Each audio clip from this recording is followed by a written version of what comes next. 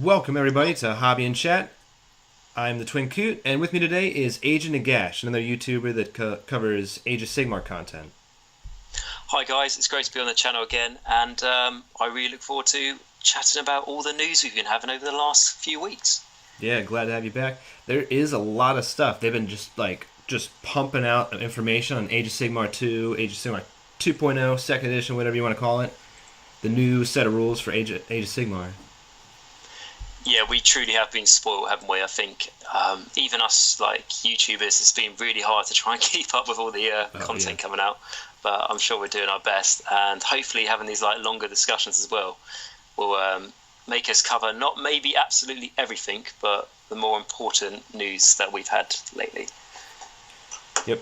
Well, before we get into the news, let's start with just some hobby progress, gaming progress. Hobby progress, I've been working on some skeletons because I figure I'm going to need skeletons as battle line regardless in Age of Sigmar 2nd edition.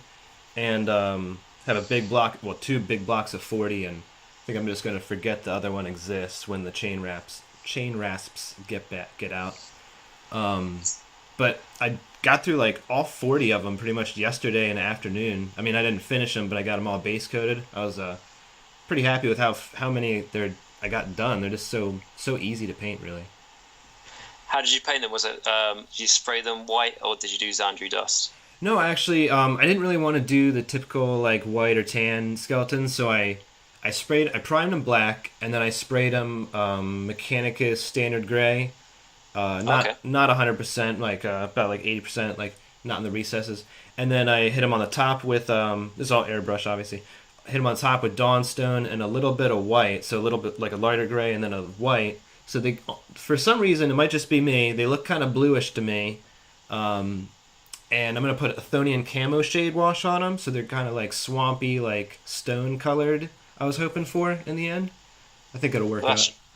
Yeah, that should be quite nice. Like I say, it's quite different. I mean, with my ones, I sort of did the typical thing where I didn't spray them white, but I just sprayed the I think it was Chaos Black, and then over that was Rhinos Hide, and then just dry brush them a lighter and lighter and lighter browns until I got to like a sort of, a bony colour. I think I used Screaming Skull to finish off highlights and stuff. But yeah, that's the one thing I do love about skeletons is I find them anyway quite satisfying to paint because you can get so much done in not a huge amount of time. Like if you spend like a solid day doing it, you can get a whole, like you were saying, a whole block of 40 all base coated. Yeah, right. Yeah. Compared to similar things like, I don't know, if you look at things that are similar to them in combat as like Skaven Slays, for example, you were to paint up a block of 40 Skaven Slays, or sorry, not Skaven Slays, but Clan Rats, that would take a considerable, much longer time. Yeah, for sure. Pretty much the same unit.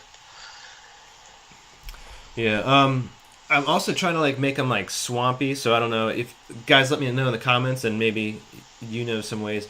I'm like trying to make them look like they're just like straight coming out of swamp, and so what I've done so far is got the Lustrian undergrowth. It's like it's a texture paint. It's pretty much just green with just some flock in there, I think.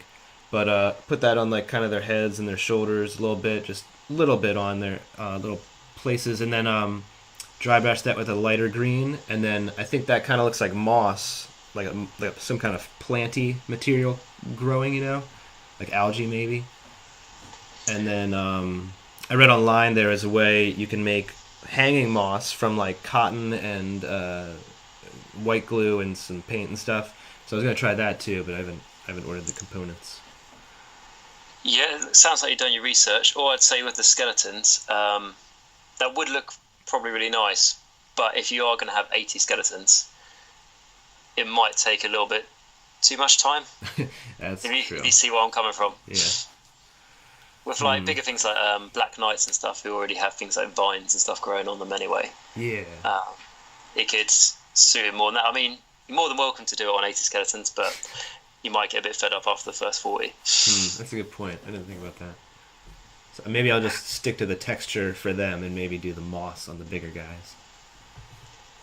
Yeah, you could do, because if you have the theme throughout the whole army, because obviously the skeletons are much smaller, if people can see it more like visible on things like Black Knights or things even bigger than that, they will naturally see that effect onto the skeletons as well.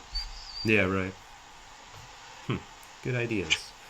Also, I'm really preparing for Nighthaunt, and I have green, like all my death stuff, all my spirits are green right now, and I don't know if I want to do the traditional. And green is kind of traditional. I think I want to try to do orange, maybe, is like angry, like almost fiery spirits. But I'm trying not. I don't know if I want to make them look fiery, kind of like the Jaws, the malign sorcery Jaws, kind of like that Yes, color was what I was thinking. I mean, that's kind of yellowish orange. So would it almost be sort of, instead of being fire, would it be more like dust, like sand? Yeah, maybe. And then, like their cloaks were gonna be like dark gray, almost black, kind of like a Halloween feel. I think was what I was going for. And then like a Yes. little city bases. I got a rolling pin for green stuff. I don't know how that's gonna work, but you roll it on you put green stuff on a base, and then you roll it out, and it creates like a texture. I got like cobblestones. See how that works? That's really cool. It'll be interesting to see how that turns out, because if that does work, it could be a really nice, simple way to make your bases just a little bit different. Yeah, right. So, what have you been working on? Anything? With me, I've sort of been a little bit contemplating with, should I start some hobby work at the moment? Because things at work and stuff been a bit busy, and in my free time I've been thinking, I could work on some hobby, but I am just trying to wait until the new edition comes out, just so I know what I'm dealing with, rather than have in my head an army I want to do and then start it and build it up and then find out in the new edition it's completely changed. So I think I'm doing the sensible thing, which isn't usual for me. So hopefully my patience will be rewarded. And to be honest, the two armies I want to do are, well, there's a third one, the Seraphon as well, but I'll have to get to that whenever I get to it. But the other two are the new Stormcast chamber and the Nighthaunt, like you've already mentioned, as their models just look really, really nice. And you get them all in the new, well, you get a lot of their new models in the new box set. Mm-hmm. So I think my plan is to get that when it comes out. Well, I'm definitely going to get that, and just build up those two armies from there. Cool. I think that's what my plan's going to be. I have been tempted again to do another army this weekend, which was the Imperial Knights for 40k. Oh yeah, that's easy. Just it's like 2 boxes. You're done. Exactly. I mean, that's the thing with 40k. Like I say, I'm not an expert on it by any stretch of imagination, but I found out you could just have an army of Imperial Knights, and that's actually got its own codex and everything. I was like, especially having got loads of time to paint up, just 2 or 3 slightly bigger models, and just have them roaming around on a table. I mean, the movement phase would just be a dream, wouldn't it? And it'd just be so much fun. I don't know how competitive it would be, but it would definitely be an army I'd like to do. And I was reading up a little bit about it, and I do like the heraldry and the sort of knightly orders they have within it, and like, aren't there like houses as well? Yeah, they have. It's kind of like each planet, or some planets have a knight, and he kind of owns the planet. It's kind of like a old medieval hierarchy, and then they all pitch in to sustain this knight, and sometimes there's a couple knights in the house or whatever.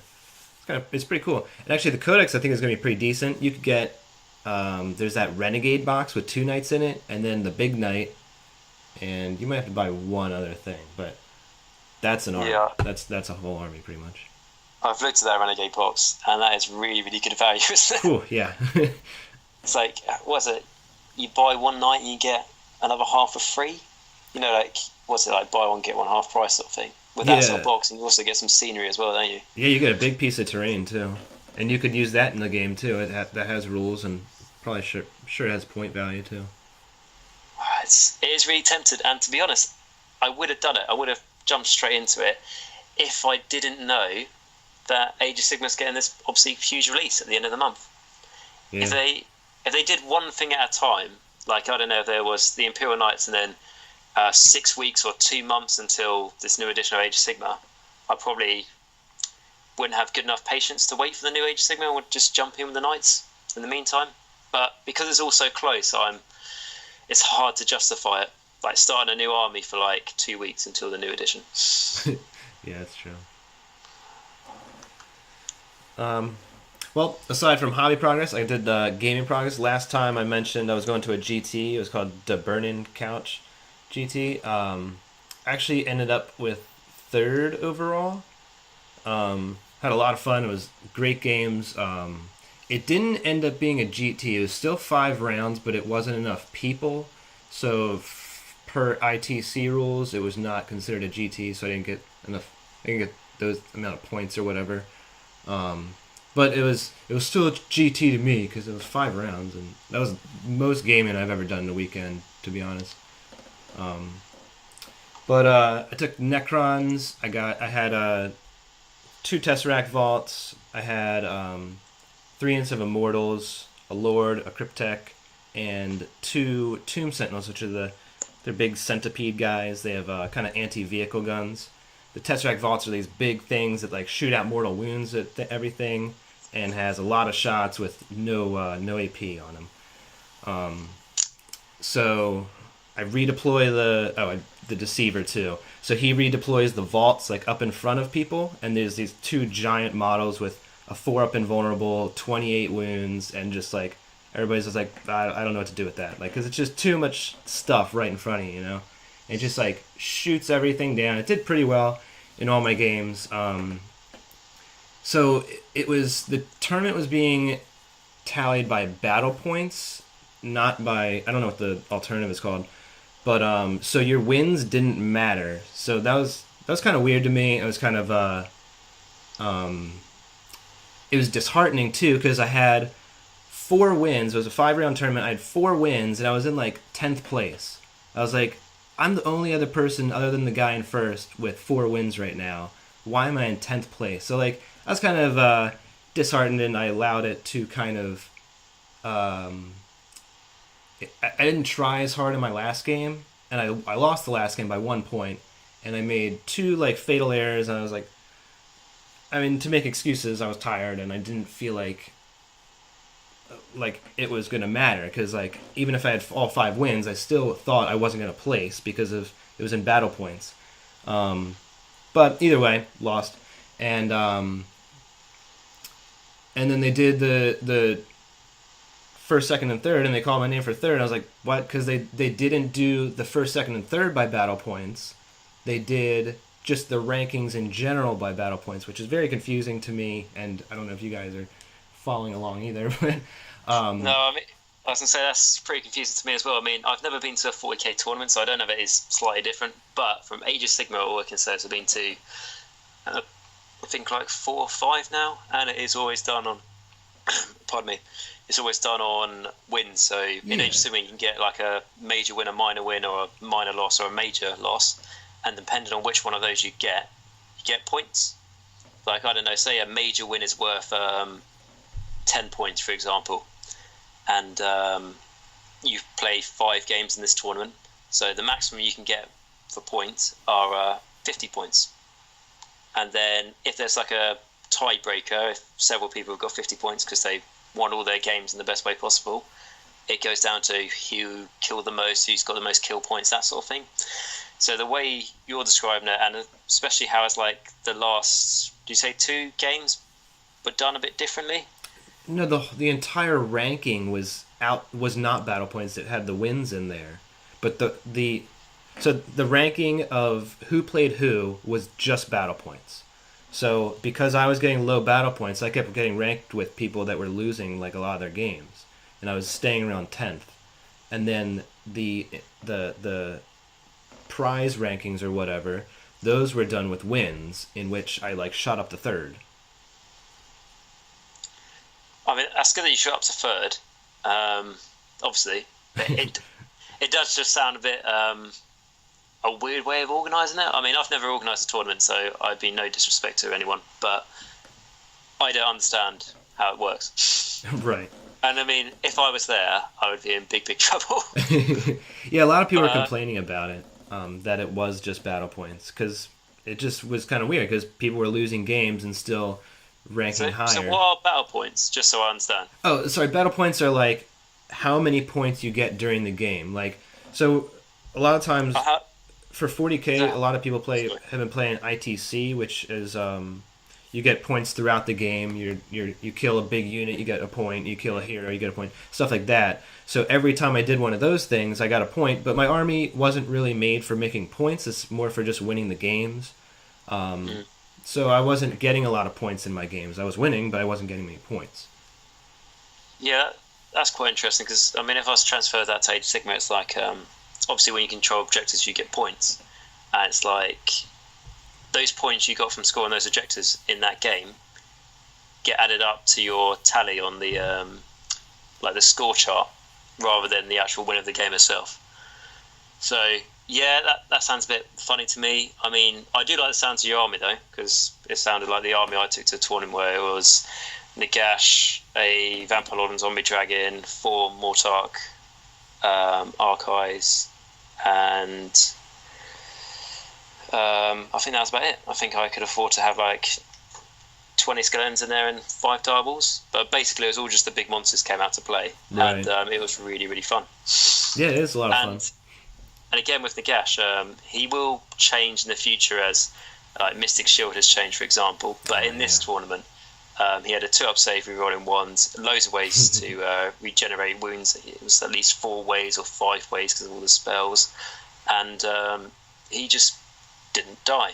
Like, I've used him, I think, in 15 tournament games, and he's died once, and that's because there was a fatal error on my part. So I don't know if he's like this Tesseract fault you're talking about, but you just chuck him up there and the enemy can't do anything with him. Yeah, pretty much. It's like I fought Marathi with Nagash, and there was the whole thing where Marathi can only take 3 damage, per battle round, so she's really hard to kill. And I was like, you think she's hard to kill, and Nagash is just unkillable at that point. But yeah, I'd like to see how he does in the new edition. I'm sure I bet he'll be better, because I wonder how the endless spells will treat Nagash. Yeah, well, the thing with Nagash is like when you, not trying to sound too arrogant and stuff, but when you go to cast a spell from him, a lot of the time you don't need to see what the casting, value is, because he just casts it anyway. Yeah. Yeah, so I Especially feel when it's next to like mystical, not mystical, but arcane terrain, he gets like +4 to casting. Absolutely crazy. Yeah, so I feel with my Lords of Sacrament army, I barely pay attention to what I cast, because it almost auto casts every spell. Between Archon and even the Necromancers are auto casting most of their spells. Yeah, it's crazy. It's like, for example, with Nagash, when I have him in these games, I always try and make sure he's next to arcane terrain. And if he's, I don't know, trying to cast a spell that has a casting value of 7, and if I roll like a double 1, is pretty much the only sort of times when I go to double check to see how many pluses he's getting and stuff, and he can still cast it. And in that case, if he needed to cast a spell that was, casting value 7, he gets +3 to cast, +1 for the arcane terrain. So he's getting +4 plus the 2 he rolled. So he's a 6. So he's just missed out on it. So from rolling a double 1 on a casting roll, if he's got, the benefit of arcane scenery, that 2 is now 6. Which, if you're not a Zeech army, that is incredibly amazing. Right. His power he can do. Well, before we move on from the GT, I just wanted to shout out. It was the 4 Horsemen games or comics and games. It was in a mall. Sorry, I can't remember where it was. Morgantown Mall in West Virginia. It was a really great store. The tournament was fun, besides the confusion of the points. But I don't think they're gonna do that in the future, to be honest. But it was a lot of fun. Really big store it was just like a shopping mall, and really big store. Lots of tables. I don't think I've ever played Warhammer in a actual shopping mall. No, yeah, that does sound pretty interesting as well. So it's, by the sounds of things, quite a big venue. Yeah, there's 18 tables, I think, set up. There's a lot. It's a lot, yeah. And in America, is there, because from this side of the pond in the UK, you sort of hear about, Adepticon and, the Las Vegas Open. But is there many other big tournaments outside of those? Like regular ones, or? Yeah, I think there are.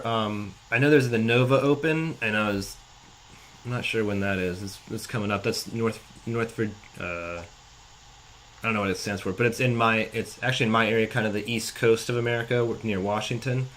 And I know there's a lot more, but there is a lot of big tournaments actually over here. I think we're spoiled for them. That's good. Because the things like in the UK, you just get a bit used to having like Warhammer World, which to me feels like it's ages away, but it's only about a 4-hour car journey. And that just, in the UK, that's where I go for my tournaments mostly anyway.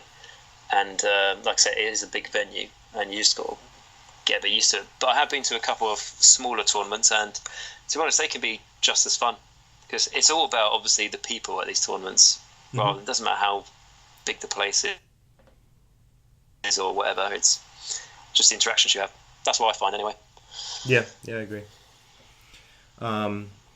So I got next week. I'm going to another GT in a local game store called Bel Air Games. But anyway, speaking of GTs, there's the South Coast GT. I can't remember which weekend that was. It was a couple weeks ago, actually, by now. But just wanted it was the weekend of Warhammer Fest, wasn't it? Yeah, I think it was. I can't find the date on these guys. The article of it was posted on the 30th of the 5th. Okay. Yeah, I just wanted to real quick go through a couple of the first, second, and third, just so we can kind of talk about their list. The first one was a Vanguard wing. I don't know if you're familiar with that. I'm not too familiar with it. I know I should be, because I heard it a million freaking times. But he had the Constellant with the Lantern, the General Venator, a Heraldor, a Spellweaver. Wait, am I reading the wrong list? No. Spellweaver, Frost Phoenix, the Vanguard Wing, 5 Liberators, and 10 Skinks. So I guess that's just an order army, it sounds like. Do you know what the Vanguard Wing does? I should have looked this up before. The Vanguard Wing, if I remember correctly, I fought one of the Stormcast battalions, so I believe it was called the Vanguard Wing. And when I say I can't remember correctly, it's because they have like 30 bloody battalions. Yeah. But if it's, like I said, if my memory does serve me right, it's one that I can't remember exactly what's in it, but it's basically you've got the long strike crossbows from the Stormcast, like the Vanguard chamber. You've got Judicators. You've got the Knight, the flying one with a little pet bird that does -3 rend and his bow. The sniper, basically. Mm-hmm. You've got him, and then you've also got the other alternative of him with the lantern. And like I say, you've got Judicators, and I think they're like the requirements for the battalion. Like I say, I can't remember what you need of each, but you've got those, and like those little ether wings, those birds.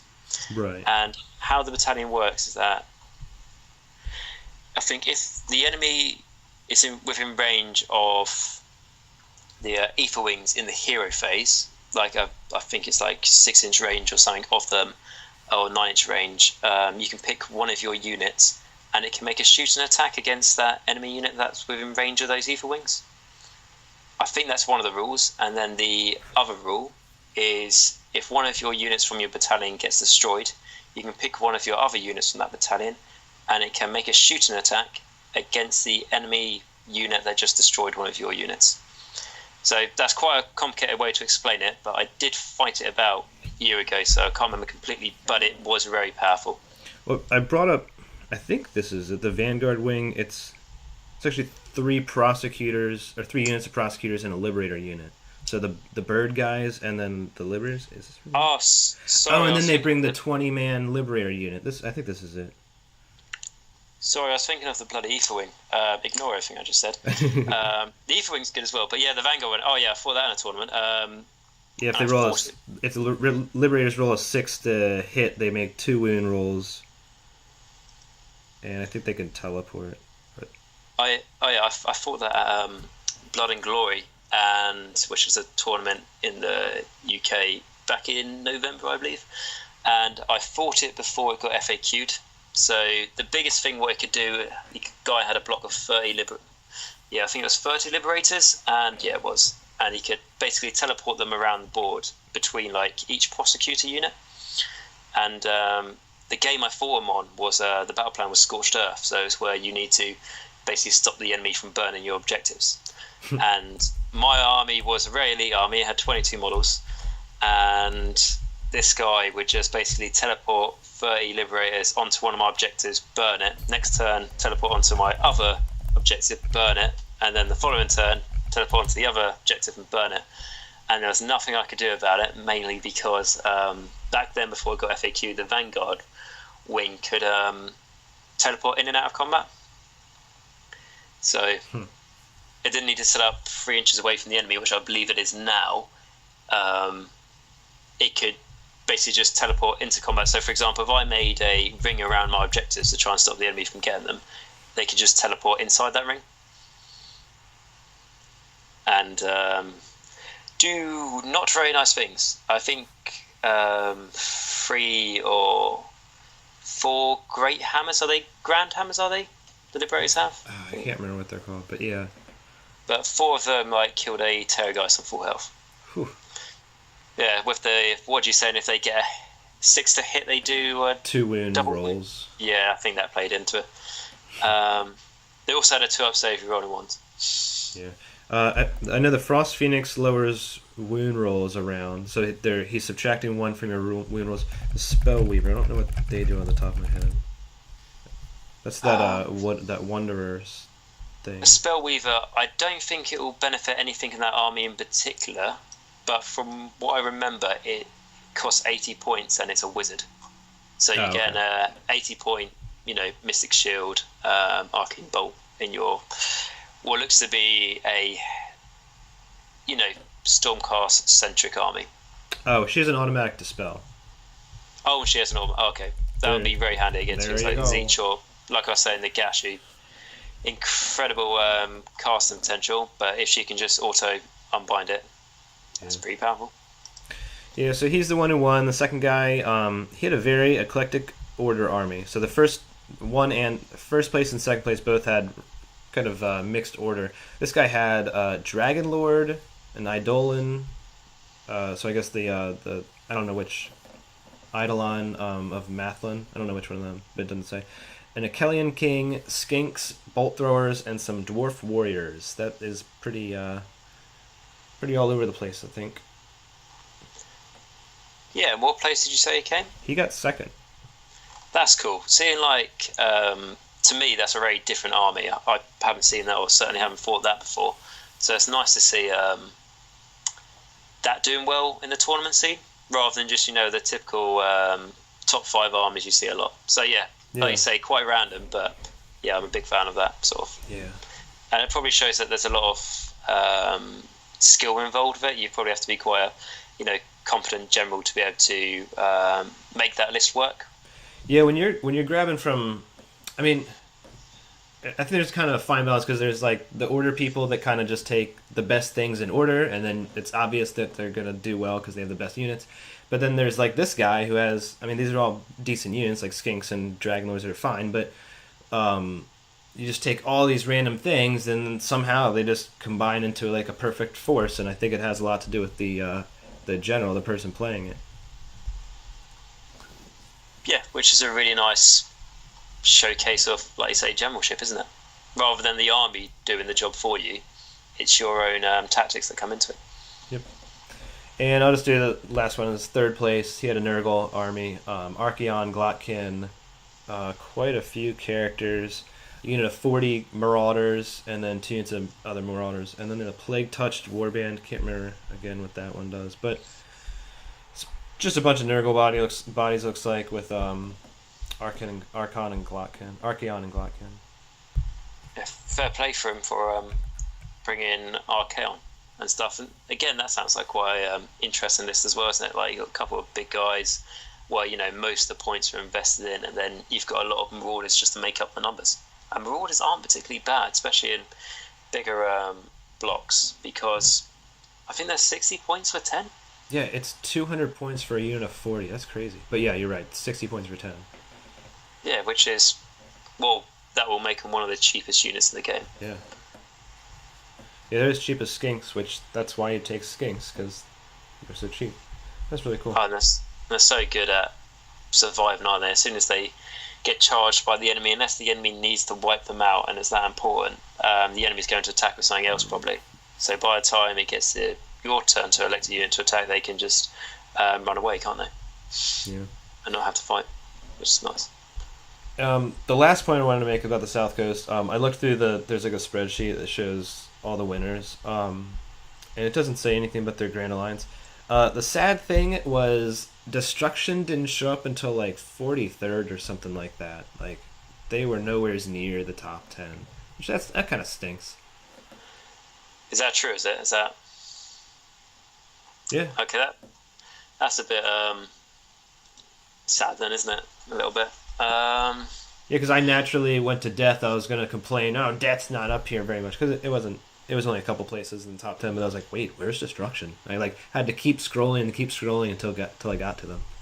Oh, gosh. Well, I think with destruction, they've had a little bit of a roller coaster ride, haven't they? Because at first, in the first General's Handbook, they were very good, weren't they? When you had your Frost Lords and Stonehorns and your like Moonclan Grots for your numbers, and like I said, the Frost Lord and Stonehorn had like Battle Brew, and he would just be going around just destroying everything. And that army it did very well. And then that got changed in the second General's Handbook, I believe. And then they got hit quite bad with the cost of battalions for like it's the Cunning Ruck, isn't it, for the Bone Splitters that I think is very popular. Yeah, that got way more expensive. So it's just been made a little bit harder for them. But like we mentioned already, there is a new edition on the horizon, isn't there, which will shake things up hugely. I mean, the second General's Handbook shook the meta up a lot by having all these different new allegiance abilities, and then this new update, or the new edition, will be the biggest change to Age of Sigmar we've ever seen. Yeah, for sure. That's all I got before we move on to second edition stuff, kind of the main topic of the video. Yeah, that's all the stuff we've got. Just covered a few things that have been out in the community over the last few weeks, and then on to the more forthcoming stuff. So all the changes we've got. Yeah, so let's start with the actual rules changes, because we went through quite a few of them in the last video, but there's a few we didn't cover because they didn't come out yet. First one I think of is piling in. It's only slightly different, but I think it is a really good change.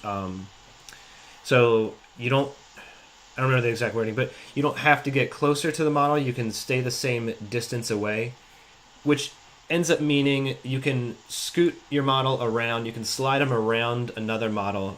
So like once you're in base contact, before you couldn't move. No one could move once they're in base contact in combat. But now when you're in base contact, you can slide around the model. As long as you still stay in base contact, you can move around. Yeah, that is a big change, especially for your bigger units, isn't it? Like you said, we've already mentioned blocks of 40 skeletons.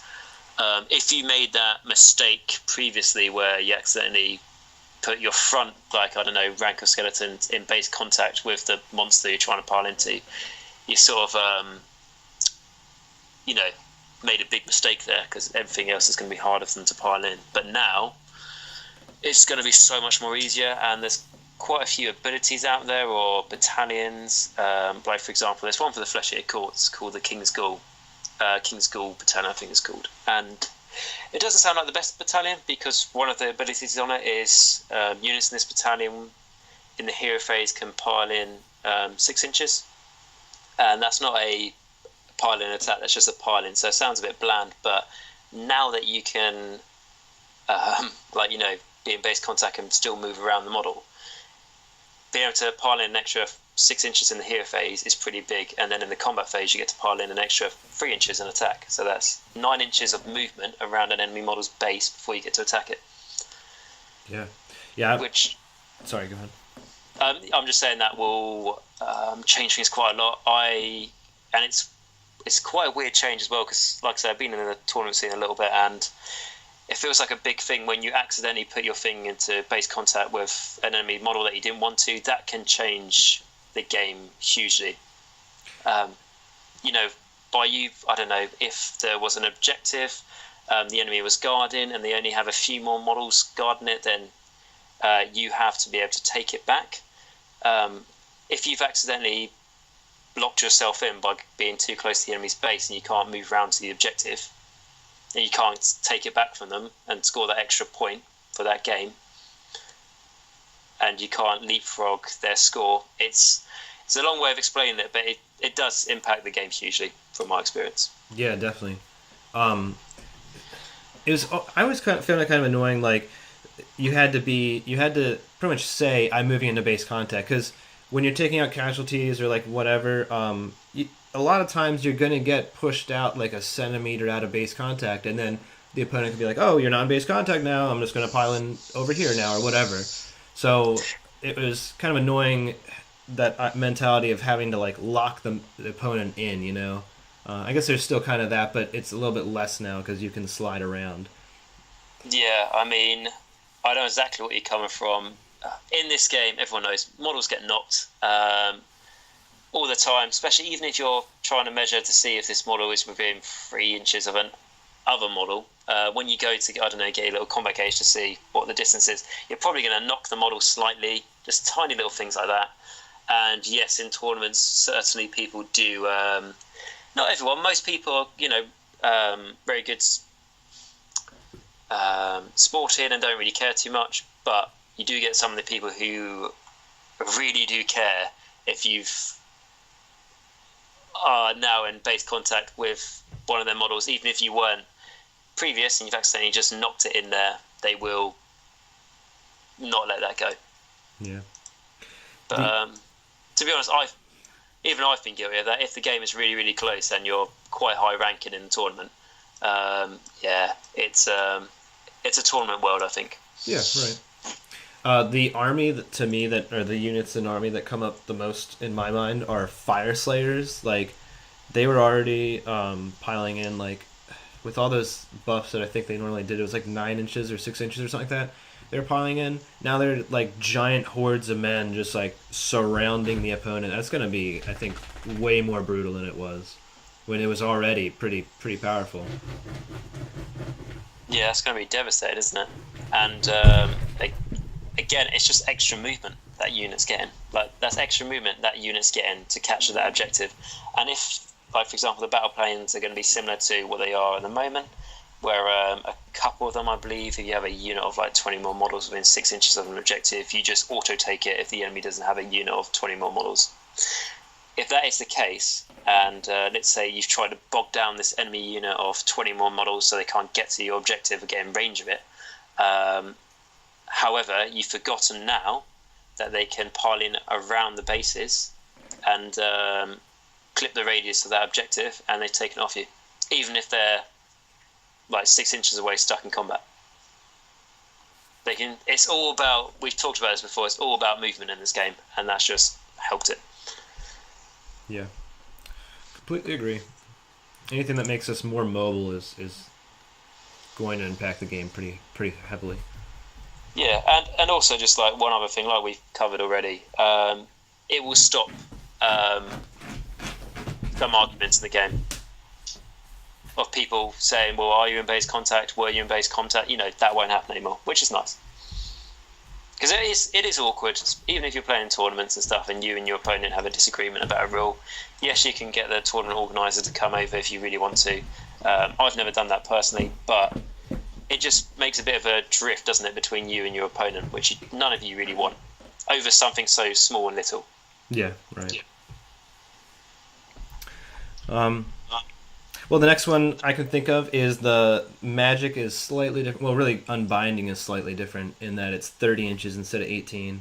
That's actually a pretty good change because the 18 was like you're out of range for most casters unless you're on the front line with your dispeller. Yeah, I completely agree with that, especially when you had guys who just went on a Bellwind Vortex and just sat at the back of the board and just casted loads of spells at you, and there's nothing you could really do about it. Yeah. Especially if you don't really have anything more powerful in your army wizard-wise than a Necromancer. You're not really going to send your Necromancer, or if it's a Goblin army, a Grot Shaman up the lines to be able to stop their spells. Yeah, speaking of the Bellwind Vortex, I'm pretty sure that's getting a pretty heavy nerf, which I will be so happy about. And yeah, that would be really nice when that gets a huge, giant nerf. Yeah, it will be. I mean, I'm sure. Have you fought a Gaunt Summoner on one of those things before, or many other not very nice things on there? Yeah, well, also the Croaknado, I love Lord Croak, I love Seraphon. I refuse to use Croaknado. Absolutely not. No. The one time, like, I have got a Bellwind Vortex, and to be honest, I got it because I thought they were going out of stock, so I wanted to buy it before I went. And I have used it. I bought it for when I started a Angels army, and I did use it. I put my Weird Knob Shaman on top of it because he's got a very nasty spell, which the Foot of Gork, where you can do D6 more wounds, and I thought just another D6. But yes, that is horrible. If you get it off, a lot of the time you don't get it off. It casts on a 10. I'd stick him on top of this thing to give him +1 to cast, give him the bigger range because he hasn't got a very good save, and it was just fun. It would either do nothing and be a waste of like 100 points on top of how many points the Shaman costs, or it could be devastating. It was quite risky, but yes, I know what you mean about the Crognado. I have fought against that, and there's many nasty things in Age of Sigmar, and that can be one of them. But it'll be interesting to see how Seraphon lists change, because I believe that's one of their best lists, wasn't it, Seraphon, the Crognado? Yeah. And actually, that kind of pulls us into the summoning topic of this. Seraphon, I've been thinking about, because I kind of want to run them. I want to use Seraphon again, and I only have one Dreadsaurian. I might use a second one, but I don't know if that's what the new edition will be. I think I want to kind of summon stuff, and in which I would maybe be taking Croak, and I was thinking about just summoning as many Salamanders as I could. Like, I have 8 right now. I was going to build a bunch more, and I was going to start with 8. I think I had 6 maybe, and then just keep summoning more Salamanders, because that's the cheapest thing to summon. And to be honest, I think Salamanders are one of the best units in Seraphon. Like, with the right buffs, you can just make them reroll their 3s to hit. They do 3s to wound, and then they do d6 damage, and you don't really get a save. I think it's Ren 3 or 4 or something like that. Yeah, I imagine a save is probably... Salamanders are one of those units where I looked at them recently when I was looking at doing the Seraphon myself, and they might go up in points. There's a slight chance, because they are very, very good for what they do. And probably the biggest downside is probably their cost in normal money, isn't it? It's probably the reason you don't see them as much. Yeah, I converted all my cold ones, which I don't use, to Salamanders. They don't look that great, but I could have put more effort into them to make them look better. But I just been slowly converting all my cold ones into Salamanders, so they're not that expensive for me. But I don't know if they'll go down in points or go up in points, because they just went down in points with the new 2017 handbook brought them down from 60 to 40. So I don't know if they'll go back up to 60. I mean, maybe they will. What, 60 what points? Yeah, there was 60 points for one Salamander before. General Handbook's 2017 brought them down to 40 points. Is that how cheap? Jesus. Yeah. I think they might go up in point. I was expecting you to say about 80 or 100 points or something. They might go up. I think what they have said is, now that summoning is, they don't want to call it free, but it's easier to acquire. You can do it without spending, army points to get these extra units. So with bearing that in mind, I think they have said that they are going to maybe up the cost for those sort of armies and spread it out across the whole army. Oh, okay. For points. But to be honest, I'm hoping they don't, because in games of Age of Sigmar, realistically, what you want to do is put as many models as you can on the table and fight with them. So making things more expensive in points, it balances things, but it takes away from the game a little bit. So with the summoning for the Slan, it's for the Seraphon, it's the Slan, so Lord Croak being one of them. It's instead of casting a spell, isn't it? They get D3 Celestial Yeah, I don't know what the resource is called, but yeah, Slans get 3 points every time they sacrifice a spell. You get 1 for having a Slan as your general. You get D3 for having an Astrolith Bearer, and then you get 1 other for doing something else, I think. But it's an interesting way how this is going to be played, especially on the competitive scene as well, because be interesting when people get their heads around it, because one Salamander, for example, is 6 points, 6 in-game points to bring it in. And what are Razordons like? Are they quite good, or Salamander's better? I don't like the Razordons at all. I think if you had 40 points left over, the only time I ever put a Razordon in my army is when I had just 40 points left over, in which one Salamander is really not going to do anything if you don't have other stuff for the salamander, but one Razor Dawn might do a little bit more than that. Yeah, when I looked at their rules, I mean, they do sound quite nice, but they sound pretty good if I'm honest. But when you compare them to the salamander, you just take the salamander. Yeah. In my own opinion. Lord Crow can be pumping out 2 salamanders a turn. I'm pretty sure. Yeah, because he has 4 spells. Sacrifice all 4, you get 2 salamanders, and then through other stuff, you could possibly be getting a 3rd salamander. That's right now is 120 points per turn. That's pretty solid, I think. Yep, and you can also summon skink handlers as well, which is nice. So to buff those units, and the addition with being able to we're going to go on to it in a moment, but because we're talking about Seraphon, the addition with command points, that's only going to help the Seraphon army, isn't it? I believe, because they have a fair few command abilities out there. Yeah, they do have quite a few, and I would always be, when I took them before, I would always be thinking long and hard who's going to be the general, because either a command ability I wanted or a command trait or something like that. Now I don't have to think as hard about deciding. I don't remember when it came up, but I think it was between the Starseer and the Slan, because I wanted to use the Slan's command ability, but I wanted to use this. I don't know. Anyway.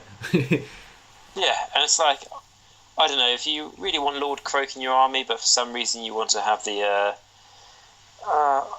I don't know, I don't play Seraphon, but the Saw Soul Blood on Carnosaur as your general, so he can take a command trait and artifact, or you want to have a normal Slan as your general, but you want to have Lord Croak in there anyway because of his command ability.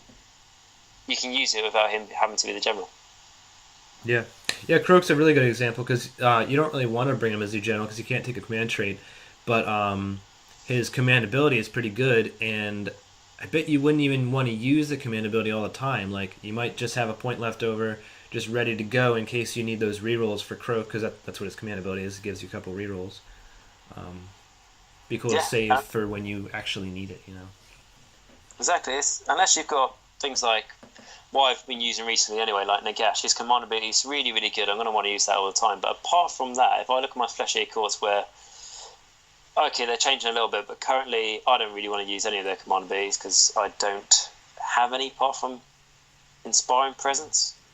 And in the Flare army I've got, the biggest unit I can put Inspiring Presence on is a unit of 9 Flares.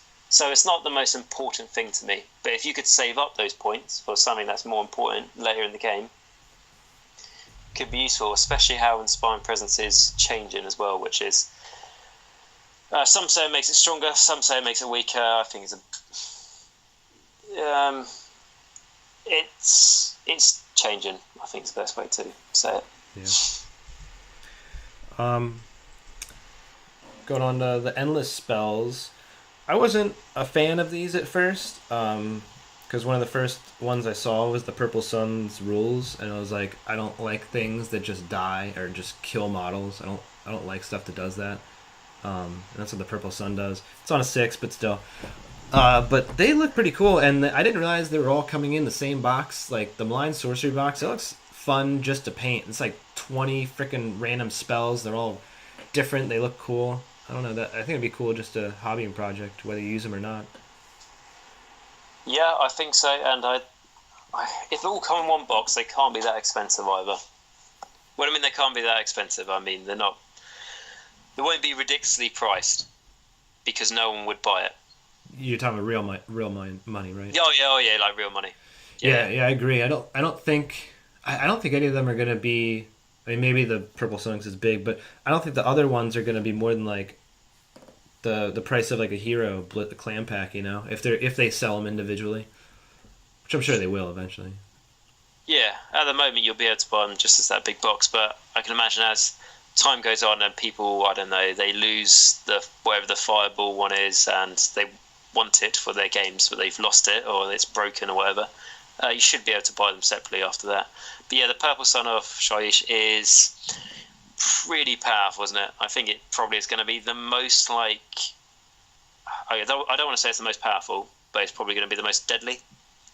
Well, I don't know the spell ports, umbral spell ports or something like that.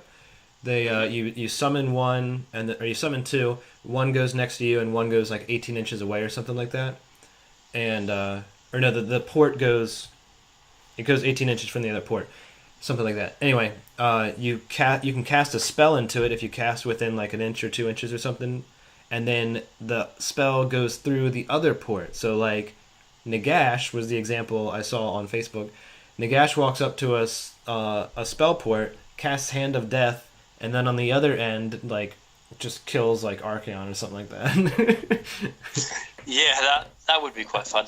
I'd have to try that out at some point. Yeah, well, exactly. This is just a prime example of how the new edition is just going to dramatically change things, isn't it?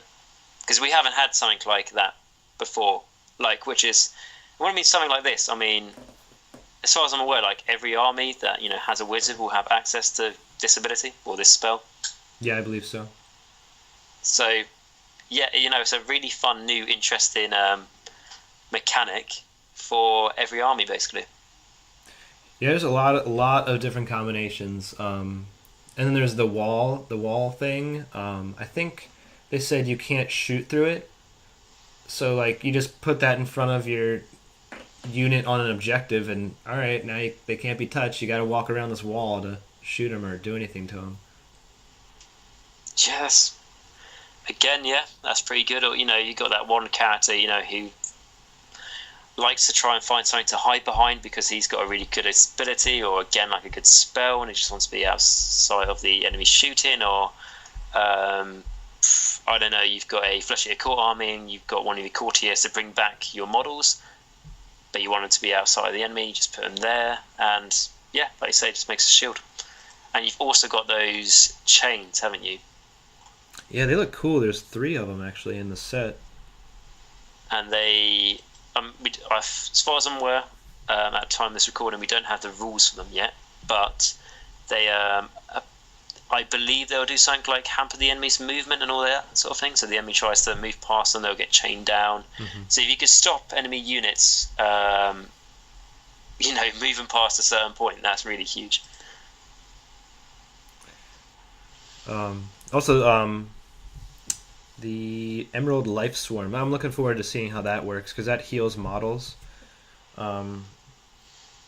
kind of cool to put back in the middle of your army and it just like runs around healing your stuff. Yeah, that'd be interesting, especially in like harder armies like we've mentioned Stormcast or Death with all their regeneration, or Nurgle, for example. Mm-hmm. Just making them even more durable would be probably quite a good tactic. I imagine it's probably going to be seen quite a bit. Hopefully, it might be every model goes over, or every unit goes over, heals a wound or whatever, and it moves 2d6 a turn. So I don't know. It could. I imagine a lot of these spells are either going to do very little in some turns, and then some turns just absolutely everything.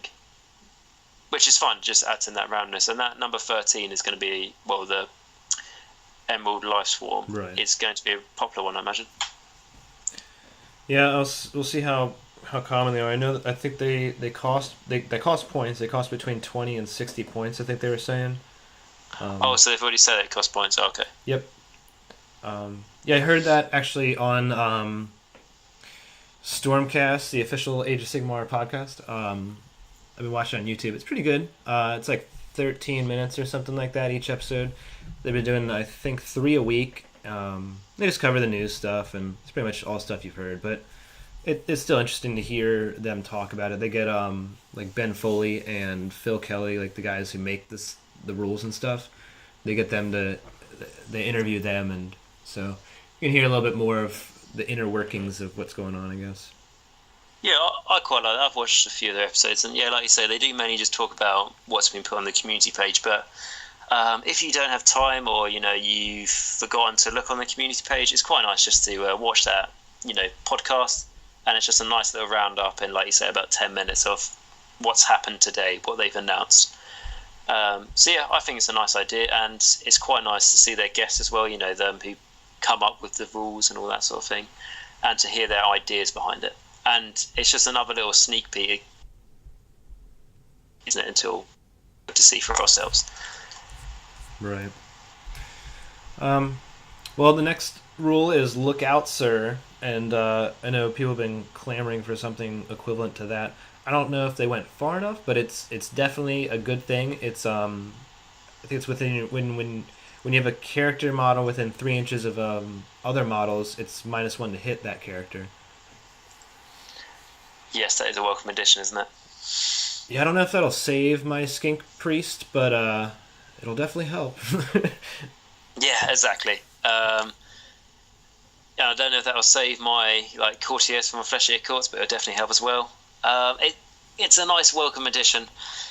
I think the community has been crying out for it for a little while. I mean, I don't want to say Shun was overpowered, but it did sometimes feel that way. Mm-hmm. How you could have a centric piece of your army, which I don't know is just a 5-wound hero with, I don't know, a 5-up save, and the enemy could just snipe him from potentially, 30 inches away, all that sort of thing. So it's a welcome addition. Right. So the -1 is, like I was saying, it might not save the character, but it does, like long strike, the raptors with the long strike crossbows, they don't do, I think they do things on 6s to hit. It's like a mortal wounds or whatever.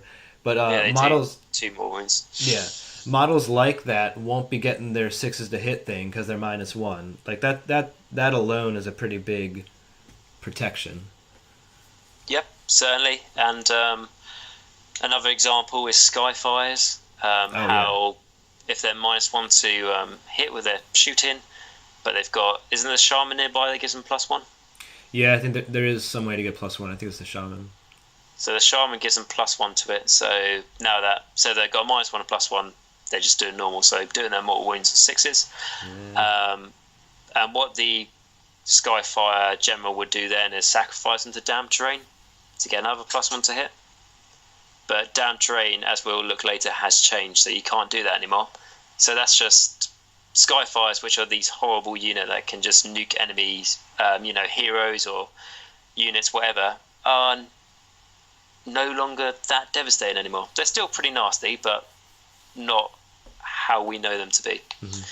which is nice. And another nice thing about this ability that makes sense, if the hero is a monster, it doesn't apply. Right, yeah.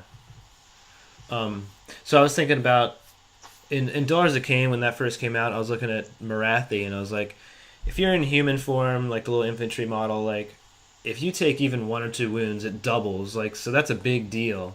So that -1 to hit that she innately has is not that big of a deal. But now she's -2 to hit, and I think Daughters have a way to get another -1 to hit. So you're basically not touching Marathi when she's in human form anymore, except with maybe magic or something like that. Yeah, which is, I imagine, is going to help the army out a lot, which would be nice. And like in Death, for example, you've got -1 to hit through this. You've got Bat Swarms that gives you another -1. If you've got Neferata with her command ability, that's -3. I believe the Mongol does -1 to combat and shooting. So is that correct? Does it do combat and shooting, the Mongol? Yeah, right. But then again, there can't be in a Legions of Nagash army, so ignore that. So you're -3 to hit.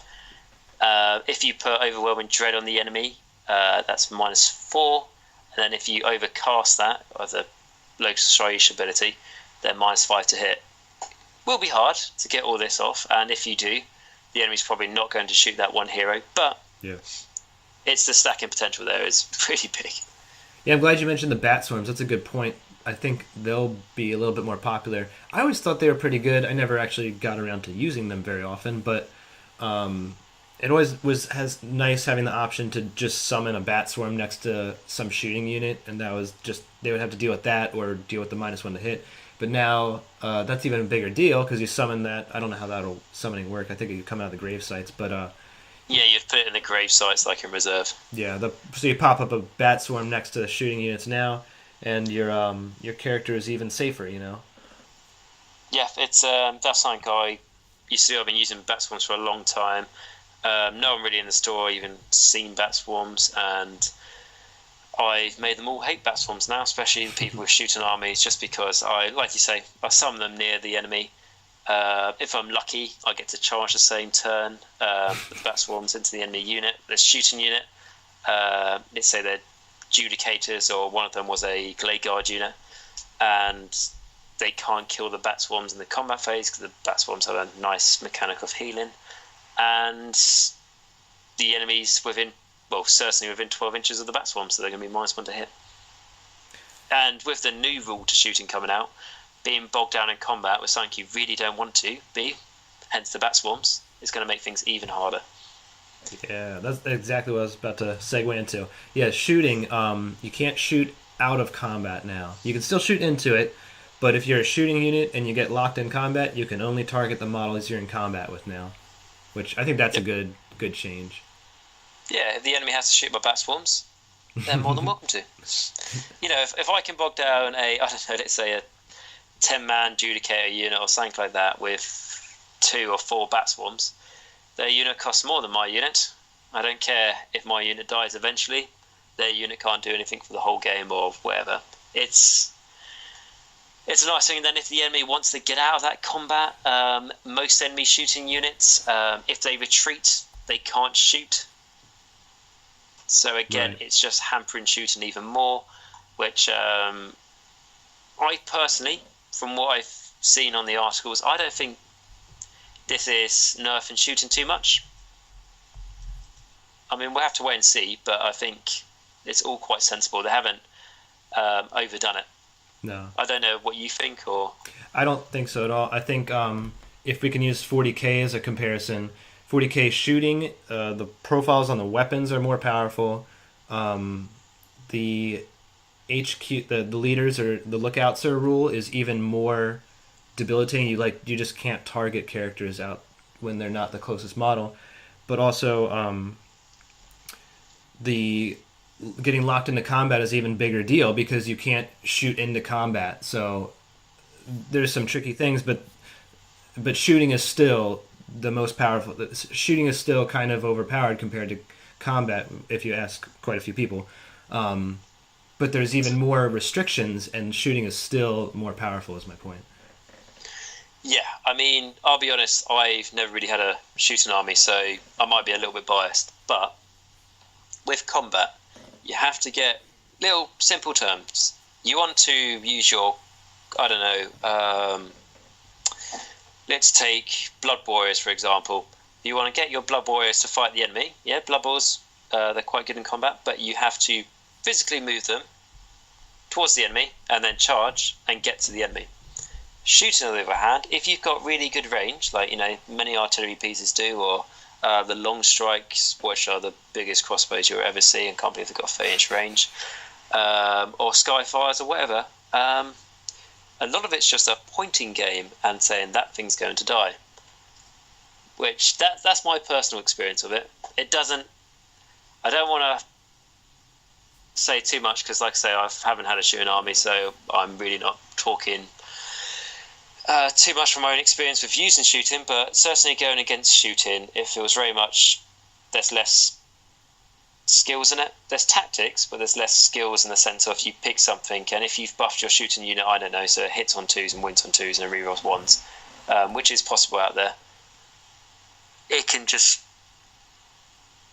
again, I'm over explaining this, but if you've got a hero in your army that you really, really like and it adds so much to your army, and the enemy can just snipe it off turn 1, and the thing they used to snipe it off with was 30 inches away, and it doesn't feel like it requires much skill because, like I say, they can just point to it and say it's going to die if they focus enough fire on it, which I think can be quite sad. Yeah, shooting is very powerful in Age of Sigmar, for sure. So the last rules thing that I think we didn't cover last time is the artifacts of the realms and kind of battling in the realms, which I don't know how they're going to... So let me preface this. I don't know how they're going to implement this, but the way they're explaining it is they have 80 more artifacts or something like that, and a handful for each, probably 6, for each realm, and then each of your armies can pick a realm, and then to get these artifacts. I don't know if this is just kind of like how Warhammer Fantasy was with the common magic items. You had like 2 or 3 pages of common magic items everyone could choose. I don't know if it's kind of an attempt to do that, or if people are gonna choose these things, because it kind of feels like it's not going to be used in match in a narrative play. way.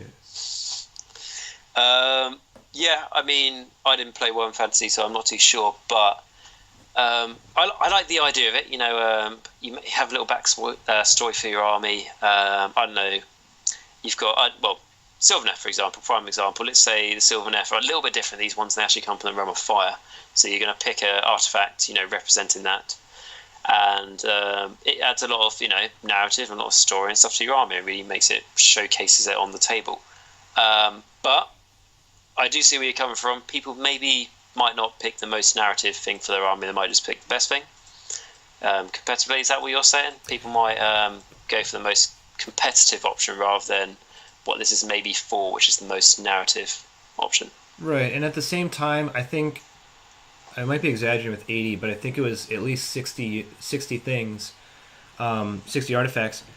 I think it's hard to balance all that stuff with 200 plus war scrolls and then 80 of these items. Like, you're gonna run into a problem somewhere, and on top of that, you're gonna have like 5 artifacts that people actually use.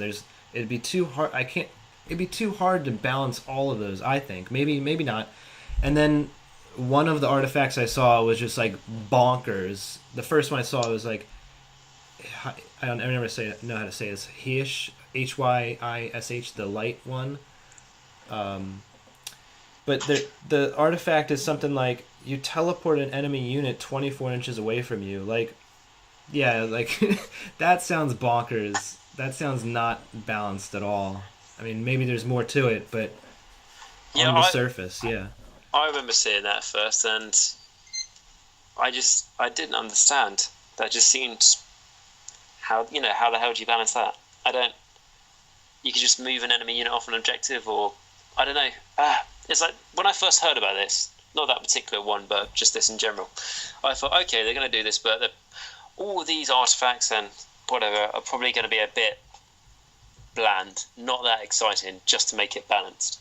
Mm-hmm. But as there's things like that out there, I don't know how this is all going to work.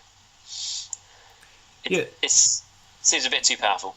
Right, I had the same mentality going into it before. I kind of was hoping they would just leave it for narrative play. Like, for me, it's just too much stuff, and unless they make them, like you're saying, bland, you're going to have these things that are teleporting units away, and like, I don't think that's good for the game competitively. So I don't know if they're going to use them. Maybe it's just not going to be used in match play, and that's fine and whatever, but I'm just confused on how they're going to implement it. Have they said this is going to be used in match play? Do we know? Or I don't know. I thought they did, but I don't know. Yeah, I'm a bit unsure. I thought they said so as well, but that's fine. I'm sure someone will let us know down in the comments. But if that is the case, yeah, it's just, well, again, it's another example of how everything's going to change, isn't it? It's how do you manage it? All this, it should mean that every army you fight is not the same army. Even if it's a very similar list, there's so many different potentials now with, like you say, artifacts, and so I don't know how to describe how this is all going to play out. Just struggling to try and find the words, really. I think with armies that don't have battle tomes or don't have allegiance abilities, stuff like this is awesome. Like, if you want to like really try to bring your clan Eshin and with your 2 models or 3 models or whatever it is, and you have some like really cool artifact that makes it work, then I think in that case it's cool. But then if you're adding them to like a Sylvaneth force or an Order army that is already picking and choosing the best units, and now you have the best artifact too, it just kind of seems weird to me. It doesn't seem like it's going to work. I agree with you. I think the intention is for those armies that unfortunately don't have battle tomes, and there's no chance of them getting any battle tomes soon. Like, just trying to think of an Order one, like you said, the Clan Eshin or Shadow Blades. I don't know, like like Shadow Blades or Order Serpentis, is it? or Order Draconis. Yeah, right. They're not going to get back to it anytime soon, if at all. So, yeah, it's very nice for those armies, especially how there was Firestorm that was out for a little bit, where it had like allegiance abilities, and then I think they've taken them away from match play, or most tournaments don't use them. Right. So if you can use these for those armies, it's lovely, because there might be someone who really likes Clan Eshin and they really like, the lore about them from the old world and all those sorts of things, but unfortunately they come into Age of Sigmar and there's not really much going for them. If they have access to all this stuff, they can maybe build the army they've been dreaming of and use it in game to a competent level, hopefully. Yeah, I think in situations like that it'd be cool, but I don't know, we'll see how it goes. It'll probably get abused, yes, but like everything. I think that's all the new rules that they've gone over. There's a lot of... Go ahead. I was going to say, I think we talked about things a little bit, didn't we, in the last video? Right. We talked about a few of the other rules. Yeah, we got the turn priority already, and command abilities we've talked about. Command points, haven't we, I believe? Yep. Yeah. So let's move on to the faction focuses. There's quite a few that were covered in since our last video. I'm not going to go over all of them. Maybe we can pick one out at the end that we want to cover. But we did want to cover, definitely need to cover, the Nighthaunt and Stormcast. They put a faction focus 2 out, a second article out, and they actually included 3 war scrolls in each faction focus. And Actually, sorry, before I get to that, we should probably just talk about the Soul Wars box set, which kind of leads into that Stormcast and Nighthaunt box, or units. This thing looks awesome. I'm already found somebody to split it with, luckily, even though I kind of, I am ashamed to say, but I kind of would have liked to have the Stormcast and paint them. But anyway, I found someone to split it with, and really, really pumped to get that Nighthaunt stuff. There's a lot of models in there. Yeah, I mean, I think there was like some images roaming around Facebook and stuff a day before what they showed us we're getting in the box. I think they these images on Facebook showed us don't worry, we are actually going to get all these models in the box. But I think some of us were like, that's going to be too many models, isn't it? But no, we are generally getting a lot of models, and because these are going to be push fit ones, but they look so much dynamic compared to the first Age of Sigmar box set, of Khorne versus Stormcast, that you feel like it's, like you say, you're getting a bit too much, don't you? Like, they almost look a little bit like, probably over-exaggerating this, but they almost look like a bit like a mini Battle Force box each, don't they? All in one big box. Yeah, I mean, it's like 2 or 3 start collectings each, really. That's what it translates into. I remember when everybody was looking at these pictures, they were like, this is just all the Nighthaunt Stormcast stuff that's coming out right next. Like, that can't be what we're getting in the starter set. And sure enough, it literally was what we're getting in the starter set. And do you like push fit stuff? I like it, but it's also kind of harder to convert at the same time. I'd say push fit, it limits conversions, which annoys me a bit. Because, for example, with this, I was going to buy it for myself, but my mate, who sort of like dips in and out of Age of Sigmar, really wants to get it, but we can share the rule book, for example, and we're happy to paint up both armies in this box. So I was like, instead of us both buying it separately, might as well just join up together and get it. So we're going to share it. I'll paint both sides of it. So that's all good. And then when it comes to push fit and stuff, I do, like I say, it does shame me to say it, but I do like the Stormcast, unfortunately. I haven't shifted it off.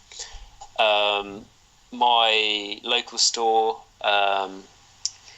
manager recently went to Warhammer World and came back, and they were given example models to take back to the store. So I have seen some of these models in real life, and yeah, even the Stormcast ones that I thought weren't the best, like the sort of Paladin Wizards, yeah, they're really nice.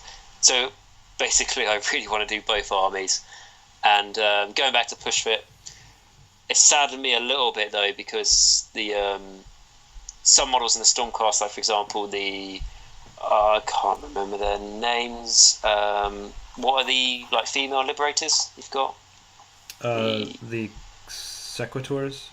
Yep, that's the ones. I would have really loved to have some of them without helmets. with faces. I think we mentioned this before. It'd be like really nice to add characters to the army. Unfortunately, you won't be able to do that with this box set. Right. But apart from that, push fit, especially if you're pushed for time, it does really help you. And if anyone's built Spirit Host before, you'll be very happy that these Nighthaunt models will be push fit, because they were an absolute nightmare. Yeah. And any of the negative stuff we're saying, it overrules the fact that it's a starter box, and or it's overruled by the fact that it's a starter box, and any starter set should be push fit. Like I'll say that whether I don't like push fit or not, I like push fit, but conversion potential, like I'm saying. But for a starter box, push fit is absolutely the way to go. Oh, I completely agree. And like I say, push fit, like I say, it limits conversion options. Not gonna lie, all the models I get in this box, I'm going to build them exactly how they are anyway, because their poses are really good. And then if after the third box I get, which might happen, I will maybe try and do some conversion work. But yes, I do agree that all star boxes should be push fit, because everyone in this hobby, we can all agree that we want to get more and more people into the hobby. Even if it's not a job, even if we don't work for Games Workshop, we like to encourage people to start. And we don't want them to buy a big box set with loads of models. It's the first time they're doing anything like this in any sort of hobby, and then they go, well, this one little ghost has like 15 pieces to him. How the hell do I, glue that together? Yeah, right. It makes things easier for them. It makes them like it more, and it makes them want to stay in the hobby. So completely agree with you there. Yeah, so I'm pumped about that stuff. It also comes with a big, nice looking hardback rule book. That looks really nice. Luckily, I'm getting that part of it in the split.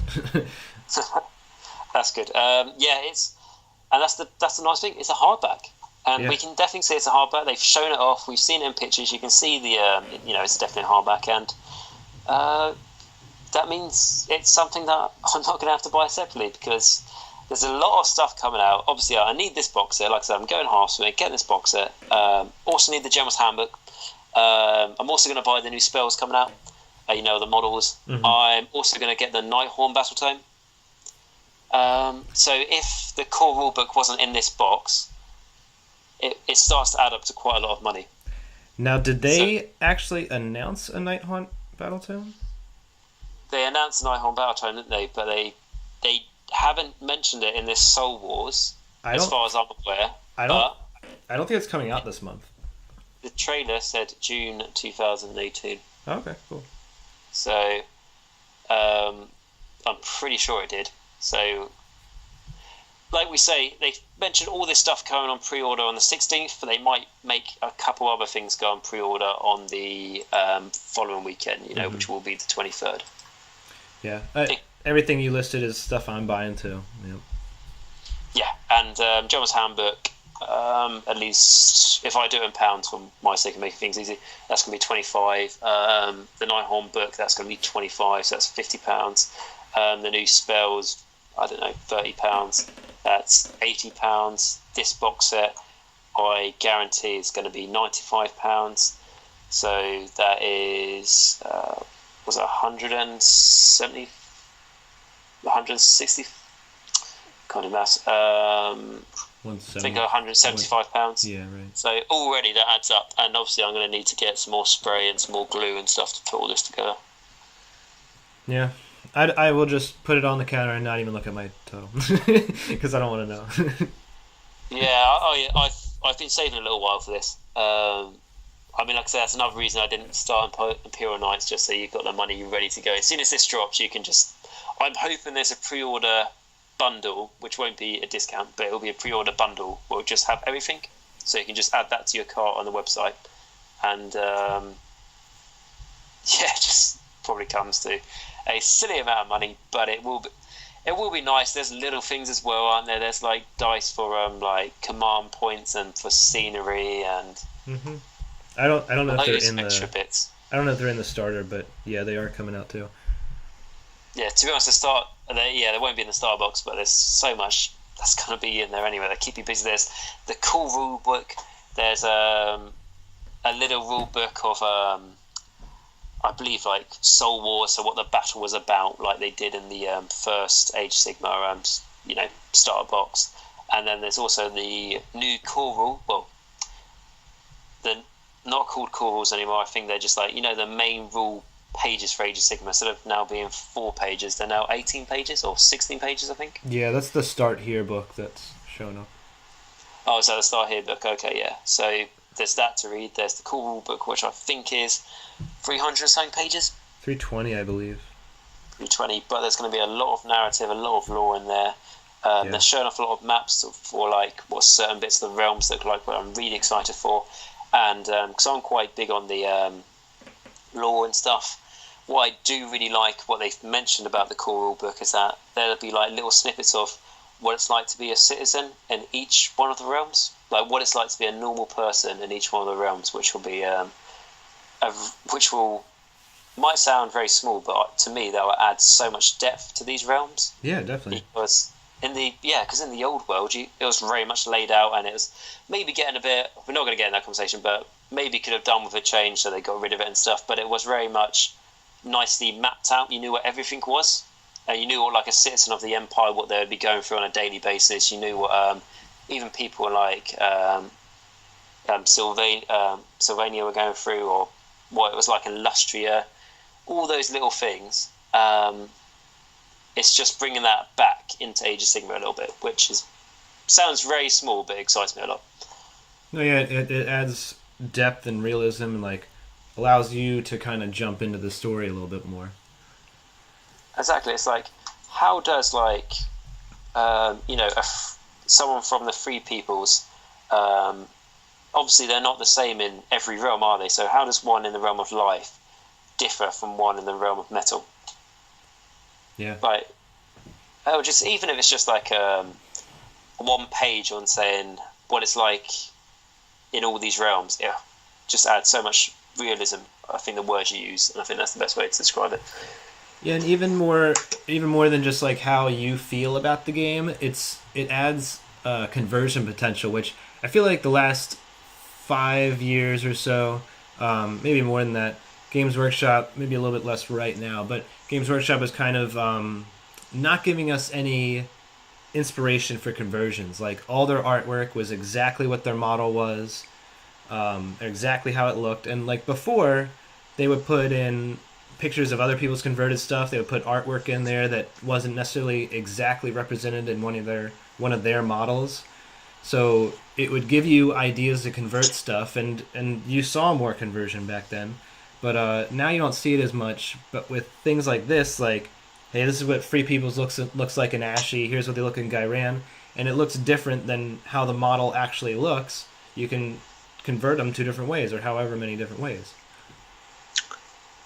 I completely agree. I mean, and one of the things like they talk about is how, like we've already said, like how life works in each of these realms, and how they are designed, and the layout of them, and the layout of the cities.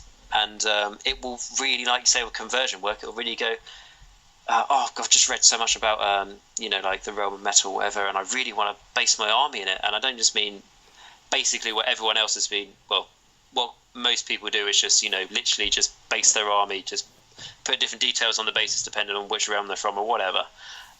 They will actually go, I'm going to really convert my models up to make it look like they've got this type of metal on them that's only found in this region, what they've mentioned in the book of, like the realm of metal, or, different areas of the realm of life. It's just, like you're saying, just adds in that much more motivation to do conversions, because you've been inspired by what you've seen in these books.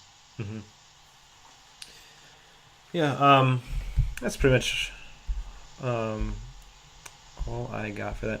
General's Handbook also looks like a very nice looking book, and obviously it's going to have all the things we're expecting: new points, new battle plans and stuff.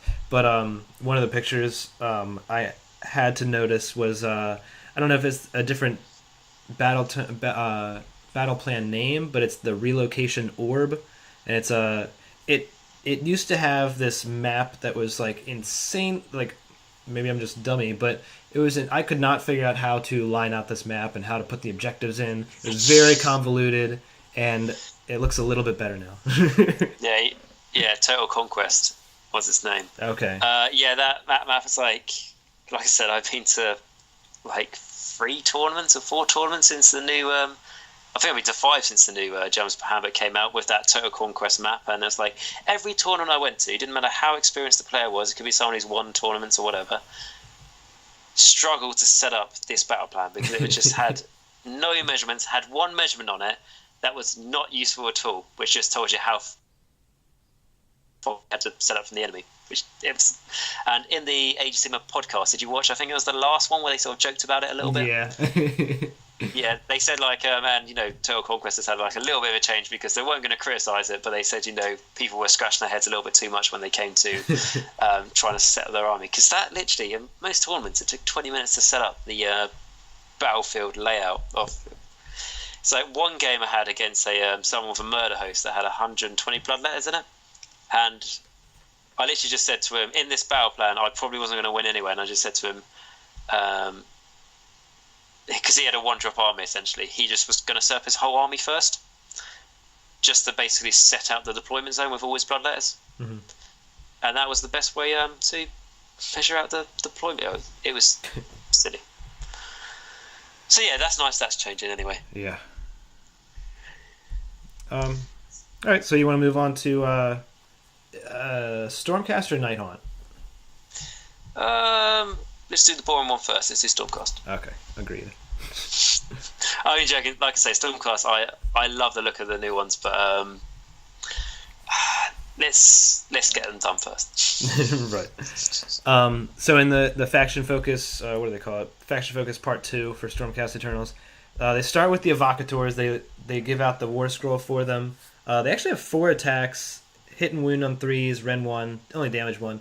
But they also can reroll save rolls of 1, and when they're in combat, they pick a unit and they roll 2 dice, and for each roll of 4 up, they do a mortal wound. So I think they come in units of 3. So you'd be rolling 6 die, and I guess 3 of them are going to cause mortal wounds. That seems okay. They also are a unit that casts spells. If they have a unit of 2 or more, they can cast 1 spell. And they only know 1 spell, and it's called Empower. Cast on a 6. You pick a Redeemer or Sacrosanct unit within 8 inches, and you reroll failed wound rolls. That's not bad. I don't know what Redeemer keyword applies to, though. No, we haven't looked for that. Well, we haven't seen that yet. And to be honest, when I read that, I was like looking at, well, this War Scroll is going to have to redeem a keyword, and it doesn't. So I'm going to have to see what that means. It would be really, really interesting if that's like a keyword which like the voters to Sigmar or like some free people are going to get. So it's like some spread fraction ability, but I doubt that is the case. But yeah, that's the nice thing about that spell is, like say, you can cast it multiple times with like if you've got different units. Mm-hmm. So that's good. And with the mortal wounded in combat, it's almost essentially when the unit's at full strength that you've got a Star Soul Mace in the unit, which would be nice, maybe a bit better than a Star Soul Mace. Yeah. Also, these guys have 3 wounds. I didn't mention that. About the Redeemer keyword, I have not checked this myself, but I did hear on some other YouTube or somewhere that the Redeemer keyword does exist on Stormcast models already. I don't know who has it, but that's what I heard. I never looked it up. Okay, fair one, yeah. That's must be just trying to think. Obviously, Redeemer sounds like people who have lived bad lives and then have I don't know joined Sigmar to try and change their ways. So I don't know.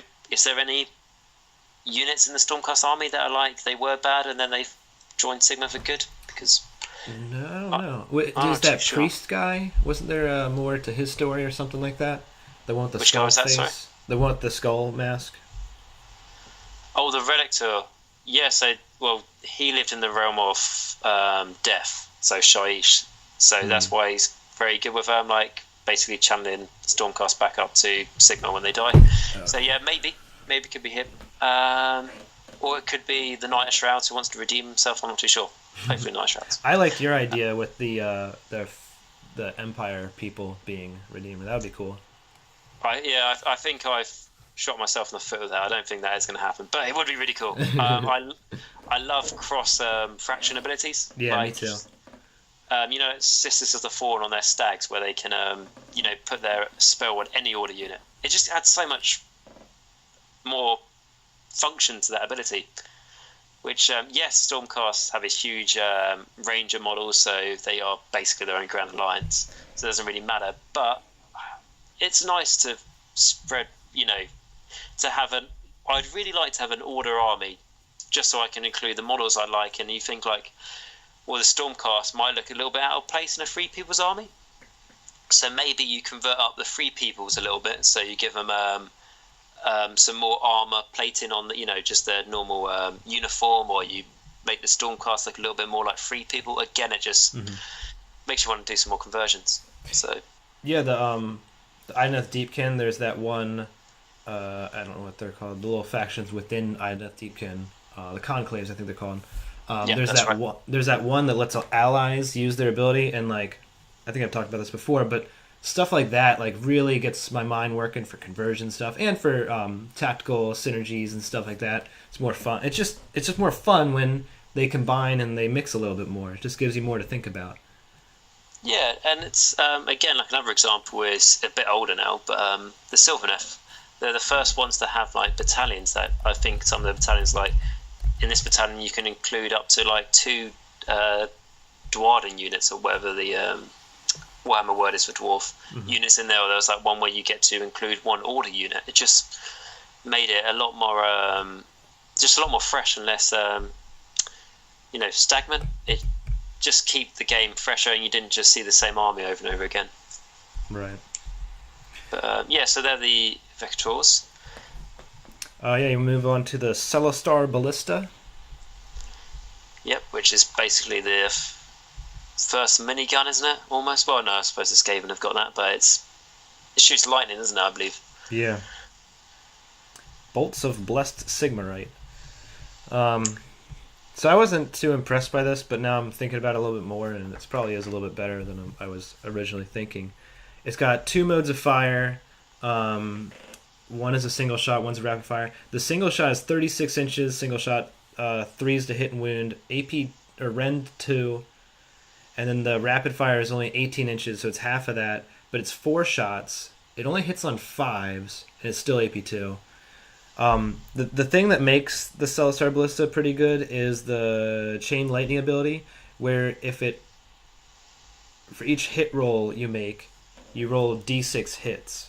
So when you're rolling the rapid fire, you get 4 attacks. They're only hitting on 5, so that's only 1 or 2 hitting. So it's 1 or 2 D6 shots instead of 4. I don't know. Is that great?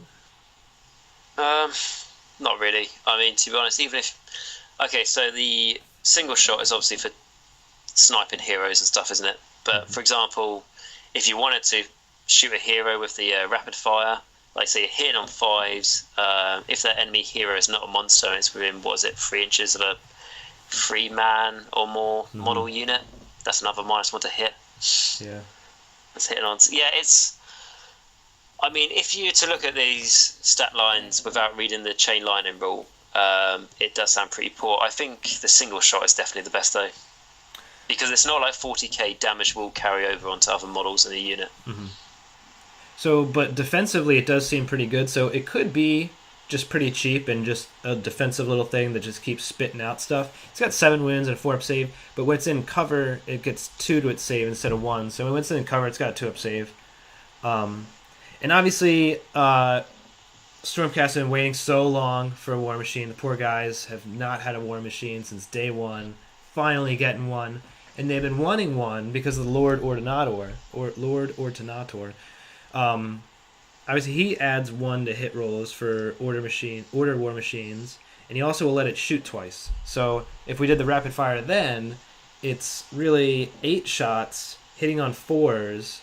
And when they hit, they're getting D6 shots, so it's like 4 D6 shots, basically, when you're doing it like that. Oh, yeah. If you want to use, the command pointer for him to use that ability for it to shoot twice as well. An 18-inch range, 36-inch range is big, but 18-inch range, I know there's things out there that have 20-inch range and stuff, but it's not bad as an 18-inch range. I mean, if I'm looking at my Death armies, most of their shooting's like 9 inches, so that's double that. Yeah, again, if it's +1 to hit, it's hitting on 4s. If you really, really wanted to, you can have what's that order like war machine that's being pulled by 2 horses that have like a planetarium on top of its back? The Celestial Hurricane, yeah, right. That gives it an other +1 to hit if you wanted to do it like that. And then you've got hitting on 3s. Yeah, that's pretty good then. It's only 18 inches though, and that uses a command ability for yeah, it's probably going to be like 120 points or something like that. I think the Ren 2 is going to be a nuisance though. I think that will be, once it hits, I think it will be kind of annoying with that Ren 2. Definitely, especially how Mystic Shield now, no longer gives you +1 to your save. It allows you to reroll save rolls of 1. So Rend is even more important now. Yeah, that means most armor saves are going to be on a 6, or most sturdy armor saves are going to be a 6 or worse. Yeah, I mean, and even if I look at a Vargol, for example, my Flesh-Eater Court, say I haven't got it within range of one of my units to make the enemy -1 to hit it. If the enemies hit it with, I don't know, say I've got to do 4 save rolls, -2 Rend, doesn't get a save against that. It's only got a 5 up save. I used to put Mystic Shield on it, but I can't anymore. I can't give it a +1 to its save anymore via that. So yeah, it will change things up a lot. And just another thing with this War Machine, 7 wounds, is that quite a lot for War Machine? I think it's about average, but the 4 up save is pretty decent for it. Yeah, especially 2 up in cover. I don't know why you would want to do this, but if you really wanted to, Mystic Shield on it, so saving and re-rolling on 1s. Yeah, I think the things like the Plague Claw, I think they have like 8 wounds, I think. Oh, okay. But this is, I was going to say, in the picture this looks small, but it's, the Stormcast are quite big next to it, aren't they? So yeah, I figured they're 2 wounds each, so the thing is like, what, 3? That's the other, and also with all the War Machines, when I've gone up against them, the way I deal with them is just kill the crew. It's a lot easier. But on this side, you've got to have 2 guys that probably have a 4 up save and 2 wounds, so that's quite hard to try and just chew through quickly. Well, the crew are counted as part of the War Scroll. I think you just kill the whole thing at once. Oh, is that what it is? Oh, okay. Yeah, the Ballista and its crew are treated as a single model. Okay, that's the first order War Machine like that, isn't it? Because if you look at like the older elves ones and stuff, they usually have like 2 crewmen, or the dwarf ones from the Armwood Arsenal. So that's interesting. I always like that because it kind of gives you the option, like sometimes the crew would be able to hide behind the War Machine or something, so they'd be harder to hit, but then the War Machine has like 8 wounds or something, so it's harder to kill. So I always thought that was kind of neat. Certain armies would fire at different targets, you'd have to think. Yeah, which is nice. But so that's changing. I think it's, like I say, some people a bit disappointed with this thing, with its combat ability, but I think it can be very nice, especially if you have the Lord Ordinata next to it. Even if you don't want to use a command point for him to use his command ability, you're now, like you say, making that rapid fire hitting on 4s. Right. I think if they're decently costed, I think they're going to be pretty good. Yeah. I mean, I guess that's obvious. I think that's the best save one of these War Machines has got, isn't it? One of these artillery pieces. Right. Let's move on to the Sequitors. Those are the sacrosanct battle line, supposedly. I don't know if they've said that, but that's assumedly what they are. They have a mace and a shield. And when you look at them, they're actually kind of just straight up better than Liberators. So I wonder how that's going to work. So they. Yeah. You want to go through the scroll? I was just going to say, when you were talking about battle line, they haven't confirmed it, but they more than likely will be. And I'm tempted to say that they will be 100 points for 5, even if they are better than Liberators. I just don't see the Stormcast being that much more expensive. But did you want to go through its War Scroll? Sure. Because I've only had a quick look through it, so you'll probably know it better a bit more than me. Yeah, they got normal Stormcast, 2 wounds, 4 up save, 5-inch move. They have 2 weapon options. The mace, the Star Soul mace is their main weapon. It's 2 attacks, 3s and 3s, but no rend on that one. Liberators, their main hammer does have rend, doesn't it? Or their hammer is rend, their no, sword does not, or something like that. no. There's like special weapons too. So, for example, you've got I think it's the Great Blade or something, which is like the special weapon for one of the units with swords. They will have rend, but they're normal weapons, hammers or swords, just dash. Okay. Oh, yeah. Okay. So then it is equivalent. But the Great Mace, 1 in every 3 models can take that. I think that's the same rule for the Liberators. But that's also 2 attacks, Rend 1, damage 2. So I guess that's where it's not quite as good. Yeah, but then again, we're just looking at the normal like Storm Smite mace. Right. The Liberators, if you take them with swords, they hit on 3s and wound on 4s. So if you take them with hammers, they hit on 4s and wound on 3s. But these guys just hit on 3s and wound on 3s. Yeah, and these guys have a higher bravery, which I always found 6 bravery on Liberators. I always found that kind of odd, because you think they'd be kind of braver than that. But I'm not complaining, because it always came in handy. But, I think it was just like a weakness to them. Right. Like, otherwise they would be too good, wouldn't they? Yeah. And they probably needed the Stormcast need a battle line unit that's not more than 100 points. If they gave if the law was that strong, they would probably give the Liberators bravery 8 or something, and then they would have to be like 120 or 130 points for a 5-man unit. Mm-hmm. So but anyway, you're going on. Yeah. So the soul shields, I don't know if that's the same name, but the shields are the same thing. They reroll 1s to saves. So that's pretty cool. So the rule of the Secretors, their main rule, they can channel their etheric channeling. They channel their lightning or whatever into their shields or their weapons. You choose before I think in your hero phase. But no, it's in the combat phase. You can either reroll your save rolls or your hit rolls. So I guess I was thinking that meant outside of shooting, but it's just combat phase. Looks like. So you're not getting reroll saves in combat or in shooting, just in combat. That's still really good. Yeah, especially how they're rerolling 1s to save anyway. Yeah. Is it a new thing that the model you're making the save roll for doesn't need to have the shield as long as you have a model with a shield in the unit? If you've noticed, you can reroll save rolls of 1 for this unit if any of the models from the unit are carrying shields. Oh, it's gotta be because it would mess up with the maces. Yeah, that makes sense. I just looked at the Liberators scroll. It's the same way. Oh, okay, that's fine. They have another rule, but I don't personally like it because it hurts Nighthaunt. If you roll a 6 to hit, you do D3 hits instead of 1 against Nighthaunt or demon targets. But we're not going to talk about that because we're not going to be targeting Nighthaunt. Yeah, that just sounds like a hate crime, to be honest. Exactly.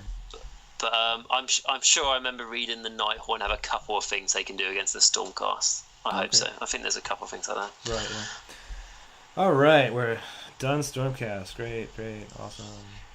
Let's move on. They all look the same, really, don't they?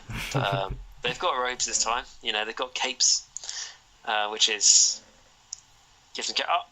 It's a weird one because I enjoy saying not very nice things about them, but at the same time, I really want to do them. Yeah, this new chamber is a lot better looking than the other ones, I think.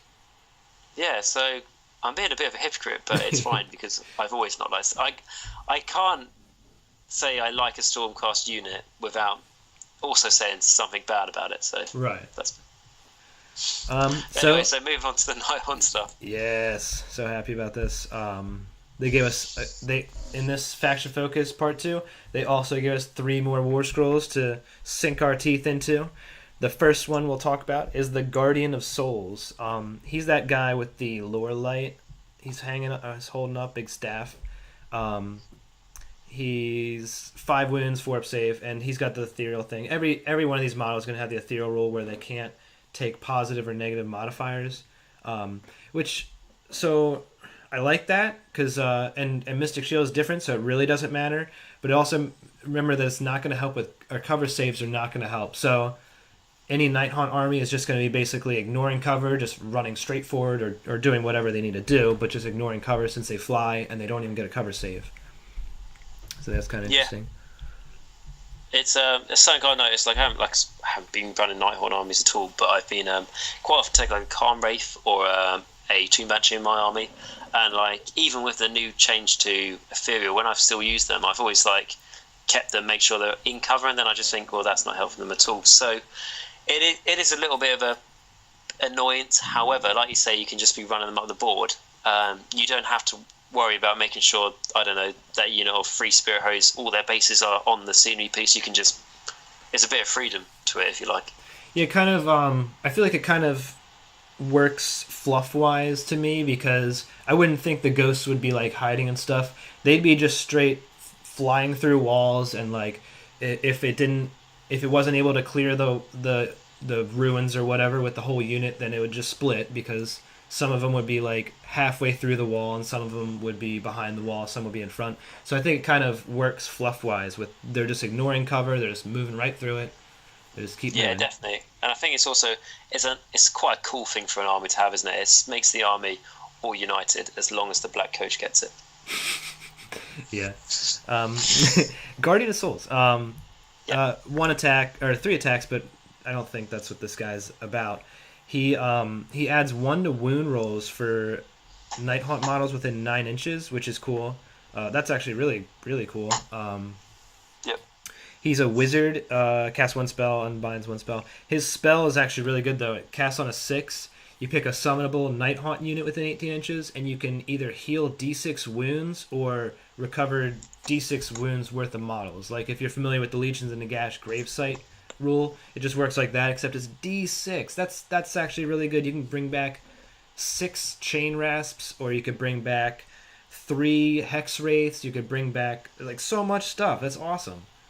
Yeah, you could bring back 2 Spirit Hosts as well. It just makes it that much more likely. And something they haven't shown us yet is, you know, the new like Hex Knights or whatever coming out of the mounted cavalry. Yeah. For Nighthaunt. Someone suggested in one of my videos they could be like spectral vampires or something. Well, I thought, that could be quite a cool thing because they've certainly got big fangs. But anyway, those models might have 4 wounds or something like that. They might be quite chunky, like Gore Grunters or something. Mm-hmm. So it might be an indicator. You can bring those back or heal them, which would be nice. Yeah. And like you're saying, when you look at his melee weapon, that's not what he's here for. To be honest, when I look at warscrolls and I see their attacks aren't fantastic, I'm like, that's brilliant, because then that means they're going to have something special in their abilities. And the Nightmare Lantern to give you the extra add 1 to your wound roll. So Nighthaunt models that are within 9 inches. Like you're saying, it's really nice because Nighthaunts certainly have many ways to get pluses to hit. To increase their chance to wound it's very good. Like if we know a Nighthaunt unit, we've already used Spirit Hosts, making that unit hit. They get +1 to hit, like hit on 4s and wound on 3s. That's not a bad stat line at all. Right. Yeah. And with the Knight of Shrouds, he obviously adds +1 to hit. So now with the Guardian of Souls, Knight of Shrouds, you have him +1 to hit, +1 to wound. But with all units within whatever range. And we were talking about with the Spirit Host, I don't think the +1 wound will be that great. But with one of the kind of for fun things we were talking about with the Knight of Shrouds War Scroll review was to add in 5, I guess now 4, Cairn Wraiths, and then these 2 guys, and they'd be +1 to hit and wound, because Frightful Touch on 5s would go off for 2 more wounds, but then their regular attacks still do damage because they have rend 1 or 2 damage attacks. And they'd be now wounding, I think, on 2s at that point. So they'd be hitting on 2s, wounding on 2s, probably have the reroll to hit. So they'd just be, decimating stuff. I mean, it's only a couple models, couple attacks, but still pretty neat abilities, I think. I definitely was. Did you say that's the Hex race? No, I was thinking about the Karen race, actually. Just four Karen race. Yeah. The Khan race. Yeah, But they yeah, are. Hex race do it too. Yeah. And I was just thinking the Hex race. The horse as well is also getting a +1 to wound now, which is little, but if you're going against a horde unit, it's just more attacks with better characteristics. And I believe this guy is he the first and only wizard for the Nighthaunt. So if you want to, you can cast your Arcane Bolt or your Mystic Shield as well. Right. Yep. Which is cool. Yeah. I'm gonna bring him back up in a minute, but I want to talk about the chain rasps and stuff first. But let's move on to the Lord Executioner. He is a combat character, but he still does a little bit extra. I think a lot of people are gonna pass over him pretty quickly because his attacks are nice. Since he's a combat character, let's talk about the combat. He has 3 attacks, 3 to hit, 3 to wound. Ren 2 only damage 1, but if he rolls a 6 to wound, it's damage 3, which that's pretty decent. Which 3 attacks. Oh, and then if you have that the Guardian of Souls nearby, that would be doing that on +1. 5s. Yeah. Yeah, it's good, but if he doesn't get a +5 or a +6, wherever the situation requires, his attacks are pretty, for a combat character. I mean, we don't know his points, but if they point him fairly high, he's not the best. Yeah, they should give him a couple more attacks. Yeah, or just what I thought would have been really nice is if it was damage 2. Yes, that would mean if he got a 6 to wound or potentially a 5 to wound, that would make his damage 4. But if he's mainly there for combat, it'll be fair. But anyway, we'll read the rest of the war scroll first. Yeah, I'm gonna skip this rule because I think it's one of the more important. But back to next one, disembodied skulls. Sorry, you do get a 5-up save against mortal wounds, so he's a little bit more protected. He's got the 4-up ethereal save and then the 5-up against mortal wounds. So yeah, he only gets one or the other then, so that's okay. What, the death save you're talking about as well? Oh right, death save as well. If Nighthaunt still get their death save. Yeah, I'm curious on if they're getting it or not. I hope they do, but well, we'll see. But the rule that I think is really good about the Lord Executioner is staring death in the face. At the start of the combat phase, you can pick an enemy hero within 3 inches of the model, subtract 1 from hit rolls made by that hero in that phase. I don't think that doesn't look very good on the surface. Like you have to get your little tiny Executioner in combat with like Alariel or whoever you want to debilitate, and then you subtract 1 hit.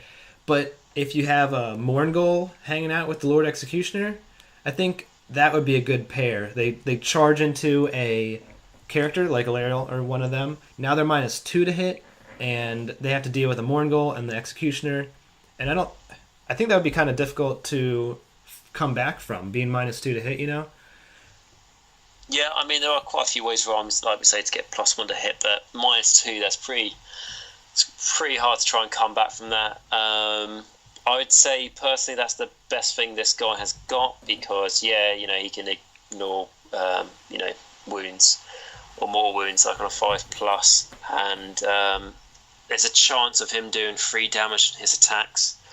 But if it wasn't for that staring death in the face ability, I, to be honest, wouldn't take this guy at all, just because his combat isn't reliable enough. But if you can make the enemy -1 to hit, he's got a purpose. Yeah. Well, the enemy hero. Because like you say, Alariel, or if you want to go the big guys, you know, like Archaon or Nagash, or even just the smaller ones, like if you've got things like a Skull Grinder for, you know, the Blades of Khorne, he's just a little guy, but he's a complete combat hero. He does 3 damage on his attacks. He can be really nasty, making him just -1 to hit because there's nothing else in range. It's not bad. He's got a purpose. I originally, when I first read this rule, I thought it was -1 only to hit the Lord Executioner. But it's -1 in general. No, that's really nice. Yeah. Yeah, I think there's some synergies there that are waiting to be exploited. The last war scroll that we'll cover is the Chain Rasp Horde, which I really like these models. I keep saying it, but I really like them. All these little tiny guys. Because this is the first time Sigmar has made little tiny guys. Like, the Fire Slayers, they're short guys, but they're still on the 32 millimeter bases. I don't think the Chain Rasps are. I think they're on the smaller ones, the 25. Yeah, the 25 mil. So it's cool to see Sigmar have like little tiny models that are meant to be a horde. And like you were saying, with suspecting they're a 5-up save, they still have Ethereal, but they do a 5-up save. So that's a little bit less than I was expecting. Actually, I was figuring they had a 5-up or a 4-up. Oh, and I just noticed they have a Bravery 6. I think they're the only undead model with not a Bravery 10. That's interesting. Yeah, it hurts a lot, but when you read everyone a bit, you realise that it doesn't matter. The 5+ save, 4+ would have been really nice, but to be honest, I think their save could have equally been a 6+ save. So a 5-up save is good because they don't take any rend. So you're always going to have a 5+ save, which is generally better than like your skeletons. Right. And if these guys are going to be better aligned, I imagine they're going to be 100 points for 10. Mm-hmm. Yeah, I would hope I don't know if that's true, but it sounds about right. Their attacks aren't bad. I think this is what you were alluding to, the Dread Warden ability, which if they have a champion, they're Bravery 10 instead of 6. Wow, okay. Why? Like, just make them 10. Like, you're going to remove the champion last. Whatever. Yeah, there's no other special models in this unit, so the champion's going to die last. I mean, yeah, there's the chance the giant could pick up your champion and stuff them in a bag. That could happen. Or there's more that's going to happen is a Star Drake's going to wander up to this unit like some sort of overgrown, overexcited lizard and eat your champion. Not going to lie, if a Star Drake wanders towards this lizard, this unit, you've got no rend, so it wouldn't matter anyway. But yeah, I remember reading, I was like, Bravery 6? What? That's not good at all. And then I read that and I was like, oh, okay. It just involves reading a bit more. There's a weird way to do it. Right. And then that's fine. They have Bravery 10. I'm happy. Yeah, right. Okay. And then the last rule is they reroll wound rolls of 1 when they're 10 miles or more. Their attacks they have 2 attacks, 4 is a hit, 4 is a wound, no rend, 1 damage. So they're not very spectacular. Even skeletons, I say even skeletons. Skeletons actually do quite a bit of damage. A horde of skeletons versus a horde of chain rasps. I think the chain rasps are more durable, but the skeletons are far more offensive. Yeah, there is. I mean, rerolls the wound rolls of 1. It's nice, especially if you can. If you've got 10 or more models, especially if you can try and get most of your models within 9 inches of the other war scroll we looked at. The Guardian of Souls, to give them +1 to wound. But I think realistically, if you have a big unit of these guys, that's going to be hard to do. So yeah, going back to comparing them with skeletons, it's a shame these guys don't really have if there's 10 or more models in this unit, they get +1 to wound. If there's 20 more models in this unit, they get +2. Do you know what I mean? That sort of. Right. Against skeletons, if it was 10 skeletons against 10 of these guys will win. Apart from that, though, I think they play a different role, don't they? They're a lot hardier than skeletons. They've got a better save. Mm-hmm. They don't take rend. They move 6 pretty damn fast. Yeah, with fly. And that's great. Yeah, and if they're not going to get any more attacks from having more models in the unit, at least they start off with 2 attacks. Because if they started off with 1 attack, that would be very meh, Yeah, right. But one thing I have to say about, because we looked at all 3 of the war scrolls they've shown us, is an army with, like we say, all has the ethereal ability makes it pretty good. I mean, when we're looking at the Stormcast and we're saying, but that crossbow has, that artillery piece has -2 rend to it, and there was like, that's not going to really do anything to these Nighthaunt. When I say not do anything, I mean it won't do anything. Unless the Black Coach rules don't get changed. Nothing will be affected by -2. Right. So yeah, you can have your chain strap horde, only a 5+ save. At least there's always going to be a 5+ save. Mystic Shield on these guys, you want to 5-up save, rerun on 1s. It's not bad, It's It's And, pretty good.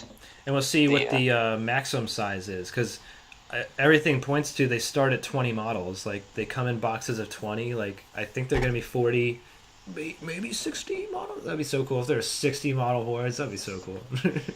Yeah, that will. I really hope they're not like 30, Yeah. because there's a chance of that. But I reckon, yeah, I hope it's at least 40. I hope so. I reckon when they come out separately, you'll also buy them in boxes of 20, because, like you say, that's how they've been showcasing them. Right. And I reckon they might be. I think they'll be minimal size 10 in a unit, because there's the odd picture where you see them with just 10. Oh, okay. And maximum size, hopefully 40. It would be lovely if it was like 60, because imagine just having that many. Imagine having 2 units of 60 of these and they don't take any rend. Yeah. Be nice fun task for the enemy to spend their Saturday afternoon trying to get rid of. But yeah, well, again, we'll have to wait and see, won't we? Right. And I think wait's not too much longer. That's true. I think one of the most important things of the Chain Rasp hordes, or actually one of the best abilities, even if you want to call it that, is one of the keywords, summonable. Having the ability to bring back your models is just crazy. Like, I've been doing Lords of Sacrament with 2 blocks of 40 skeletons. They just never die, because they just heal back all the time. And with the Guardian, what was it, Guardian of Souls? Yeah, Guardian of Souls heals back D6 models. And then they introduced that other guy the other couple weeks ago, the other Nighthaunt. The guy with unit. the locks, wasn't it? Yeah, I can't remember his name right now. But yeah, the guy with the locks, he heals D3 unit of models back. So you could be healing D3 plus D6, plus you could have more of those D3 guys. But then also, it says at the bottom of this article, they go in Legions of Nagash, which I really hope there's still battle line in Legion of Nagash. I think they are, but we'll see. Then go in Legion of Nagash and be near a gravesite, and then get even more wounds or models back. So they can be, on top of having that 5-up save and then Deathless Minions, they're healing back like quite a few models back. And then Deathly Invocation from Necromancers and stuff like that. Those all affect these models.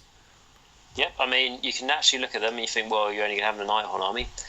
In Legions of the Nagash army, like you say, they might still be pretty good. Or if you can take a Necromancer as an ally, I don't know if you can do that, but if you can, it's just an extra way to do it.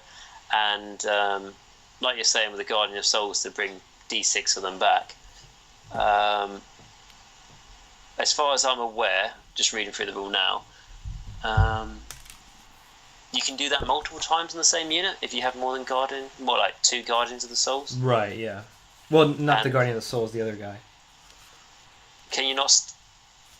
I don't think you can stack Guardian. Yeah, you can only cast Okay. that spell once from Guardian of the Souls. But sorry, yeah, it's a spell. Yeah, you're absolutely right. Yeah, but the chain guys, they can be used. Each chain guy can be used to bring back D3 more models. Yeah, the Spirit Torment. That's Yeah. A pick for a unit within 6 inches. I'll just read the rule now. So it's the captured soul energy. So at the start of the battle shock phase, if 3 or more enemy models were slain that turn, pick a friendly Nighthaunt unit within 6 inches of this model and heal D3 wounds that have been allocated to it. If 3 or more enemy Stormcast Eternals were slain that turn, heal 3 wounds instead of D3. Was that?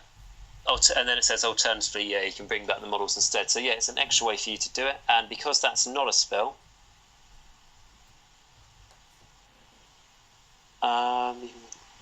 Yeah, we can stack that one on the same target. yeah, I'm just trying to think. Sorry, just reading what it says. If your army includes more than 1 Spirit Torment, at least 3 enemy models must have been slain during the turn for each Spirit Torment. Okay, so you just need to kill more of the enemy, and then yeah, you can stack it. Right. And also, just going back to this guy, you can reroll hit rolls of 1 for friendly Nighthaunt units while they are wholly within 12 inches of any friendly Spirit Torments. So again, wholly within 12 inches, but it's an extra way to get rerolls. Huh. So I don't know if it's all worth it, but you can have the Chain Rasp next to the Guardian of the Souls, and then what was that guy you just talked about? What was his name? Reroll hit rolls of 1 for friendly Nighthaunt units while they are wholly within 12 inches of any friendly spirit torments. So Right. that's his name, Spirit Torment. So if you're also next to a Knight of Shrouds, you could be hitting and wounding on 3s with rerolls of 1 on both of them. It's only 2 attacks, but you might have 40, maybe more, Chain Rasp Hordes, and they're durable on top of that, so they're just like bleeding the opponent like slowly with attacks over, like a bunch of attacks over time that are fairly accurate, and then not dying in return. So that'd be kind of neat. And Yeah. I wonder how. I think they're going to be just good as long as they're battle line in Legion and Nagash. I think they'll show up in Legion and Nagash armies too. I don't think they're going to be stuck in just Nighthaunt armies. No, I think from what we can see, I think they'll be good in Legions of Nagash, and I think they will shine in Nighthaunt. I think we've talked about this before, haven't we? That just surprised how big this Nighthaunt release is. It's not like Daughters of Cain or something where they get a few new units and a new battle tome. This is like a whole new army with a battle tome, and it's like, oh yeah, in case you guys forgot, there's already a couple of units out for them already, being the Spirit Host and Hex Race. Right? Yeah, exactly. Like we keep forgetting about Spirit Host and Hex Race, but they are there already, and they're still cool looking models. So I think they're still going to show up. I hope the Hex Race go down in points though. Hopefully so. What was interesting to see though in the Legions of Nagash book is that all the Nighthaunt units, all of them on 6 to hit, got to do mortal wounds instead of normal damage. Yeah, and then they're taking away that. But we haven't seen that repeated in these new war scrolls. Yeah, I thought that was going to be a sign that it was going to continue, but haven't seen it even once on these new models. Which, that's fine, whatever. Yeah, because to be honest with like the... what do we call them? The Chain Rasp Horde. If they did have 2 attacks each, and on 6 they did more, it would be maybe 1 attack each, and they did 6s if they wanted to keep it that way. But I'm surprised the Lord Executioner doesn't do it. Yeah, right. Because the Calm Wraith's a better Executioner than he is. on average. Yeah. No, it'd be weird to see. And also, we look at all these things and think, oh, that's quite good and that's quite good. And, like, there might be an artifact out there where it gives you +1 to wound. And if you put it on the Lord Executioner and he's next to the other guy, he's doing 3 damage on 4 ups to wound. Yeah. There you go. We haven't even seen Allegiance abilities yet or whatever. Yeah. So that's pretty much it. All I have. I did. I picked up the White Dwarf for this month, and apart from having some pretty cool posters, there was a battle report that I skimmed over. Mostly because it was basically the Sacrosanct versus Nighthaunt. A couple extra models in there, but they had the Murmorn Banshees. Those 4 Banshee models that I thought were Shadespire team. I don't think they are anymore. I think they're just cool looking models. I thought they were that. I asked my store manager, and he says he confirmed they're not Shadespire. Yeah, I mean that's kind of confusing, but they're really cool models. And I pretty much just skimming through the battle report just to see what they did. But the only thing I learned is they have fly and they move kind of fast, but that was already expected. But they dispel spells, so I guess there's something to that. They unbind spells or something like that. Yeah, that's something they can add into it. But for me, I really like the models, so that's why I'll be happy. So cool looking. Yeah. Yeah, it's really nice. To be honest, I don't play Shadespire, so personally, for me, might be a bit self-centered, but I'm quite glad they're not Shadespire, because if they were, they would probably have rules in Age of Sigmar as well, but they wouldn't transfer over that well. Like you've got the Cervical Guard, I believe they are for the skeletons for the Shadespire, where their rules aren't in the Legions of Nagash battle tome, so they can't be in Legions of Nagash, and it would just be all a bit too confusing. So I'm glad that they are made just for Age of Sigmar. Yeah, I agree. I'm really curious what they do. They're so cool. And you've also got the more sort of, I was going to say more dynamic posing. For the grim... But to be honest, they're all dynamic poses of the what's the Nighthaunt? Glaive Wraith Stalkers. Yeah, the Glaive Wraith Stalkers. Yeah, those ones. I like the drummer. He's so cool. Yeah, he's good. I mean, I saw something on Facebook where it's like when you've got to kill the Sons of the Traitor Sigmar at 8, but you've got band practice at 9, something like that. But they are cool, and that maybe shows that the drum might give another benefit. Yeah, you know, right. it's all that. The multi-part kits, I reckon they're going to be the same sort of price as the Shadespire kits. I reckon something. I'm going to be optimistic with them. I'm going to say £10. All knowing that they're probably going to be about £20, but I'm going to say like £10 or something for those kits, and we have to wait and see. They don't have cards in there or anything. It's not like it. Yeah, I don't see how it couldn't be. Yeah, that's true. But Games Workshop also sells like small hero models for like £20. Yeah. So we have to wait and see. So actually, we actually forgot something. I can't believe how we did it. We haven't talked about it at all. They released 2 silhouette pictures, but one picture of that guy in the throne. I can't remember his name anymore, but the Nighthaunt model in the throne, and he's got the guys on the side, one with a standard, one with like a little horn he's playing. You remember him? Yes, I remember him. I don't remember his name, but I remember him. So cool looking. I really liked him. That was one of the final nail in the coffin. I was still kind of on the fence about Nighthaunt. I was like, I really like the models, but I really like Daughters of Cain at the same time. And then I saw him. I was like, oh man, Nighthaunt it is. Yeah, and for me as well, you would have seen it, haven't you? The trailer that came out for Soul Wars. What a lovely undead Pegasus that is. Yeah, the king.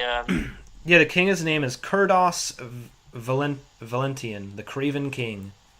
But yeah, they showed the Mortarch of Grief too. That female banshee character. She looks so good, and I love like the veil she has over her face, so you can't like see her facial features and stuff. Like it just makes her look really like sinister. Yeah, and then that horse creature you're talking about, that thing looks awesome too. He looks really cool. Yeah, and also what I mentioned when I did a review on the trailer was you can't go off, you can't judge the size of a model going off its artwork because it's a bit too difficult. But if, say, you could judge the size of the model, that like the Grim Reaper, where he looks to be on the Undead Pegasus, that Undead Pegasus looks like it's the same sort of size as the Mortarch of Grief. Yeah. But it's just artwork, so you can't judge it. But if you can, so I've got very, very, very big wings, or it's going to be a huge. It's going to be something that's almost as powerful as the Mortarch of Grief. I don't know. Yeah, and also in that trailer was a Stormcast model they haven't shown anything of. That Griffin thing, that looked freaking awesome. That was cool. It did, and you saw it, didn't you? It wasn't just me, so that's good. So there are more Stormcast units coming out on top of it, so that's good. We got that sorted. Right, yeah. But yeah, that beastie does look very nice. It looks a little bit like a griffin, but it's more like I think like a lion crossed with a horse crossed with a ram. Right. What is it, Chimera? What are they called? Chimera, I think. Yes, maybe something that's to do with mythology, but not too much to do with mythology. So Games Workshop can copyright it. But yeah, that does look really nice, and it looks to be a wizard on top of it. That's like one of these new Stormcast wizards. Mm-hmm. Yep. But I was quite surprised at that as well, because they didn't even mention it, or they didn't even showcase it a little bit like they did with a couple of other Nighthaunt units. They sort of just showed it in the trailer and didn't really talk about it. Yeah, right. That was kind of interesting. Yeah. I kind of like that they're doing that, though. They're just, like with the Mortarch of Grief and the other guy and this character, they just kind of showed him in some artwork and really didn't say much about him. No, it leads more mystery as well. We know enough stuff, don't we, about what's coming out, that if they told us any more, we probably couldn't deal with it, and there's even more coming out which we don't even know too much about, and that's the most exciting part, that it's not all over come the 30th of June by the looks of things. Right. It's going to keep them coming. Well, I think that was enough time for our viewers. Yeah, I think that's everything, isn't it? What we've covered. Yep. Well, it was great having you on the show, Age of Nagash. I'm glad we got to chat a little bit, catch up with the news, and talk about Age of Sigmar 2. If you're listening to this on Age of Nagash's channel, my name is I'm the Twinnedcoot. That's my channel name. and I do warscroll reviews and dataslate reviews for 40k and Age of Sigmar, mostly tactical advice, tactical reviews, and content like that. So check me out. Yeah, thank you very much for having me on your channel again. It's been great. I knew as soon as this article came out and all the other news, I was like, I can't talk about this all by myself. So it was great to do another joint video. And again, when this video goes into my channel, I'll have your link to Twinnedcoot in the description. So like he's already said, go check him out. He does really nice reviews on warscrolls and data sheets for the 40k, and really just tells you a few more tactics you might not have seen when you first looked at them. Yeah, well, thanks for coming, Age of Nagash. Thanks for listening, the audience. Let us know your questions or comments in the questions or suggestions in the comments below. And thanks for watching, and happy wargaming.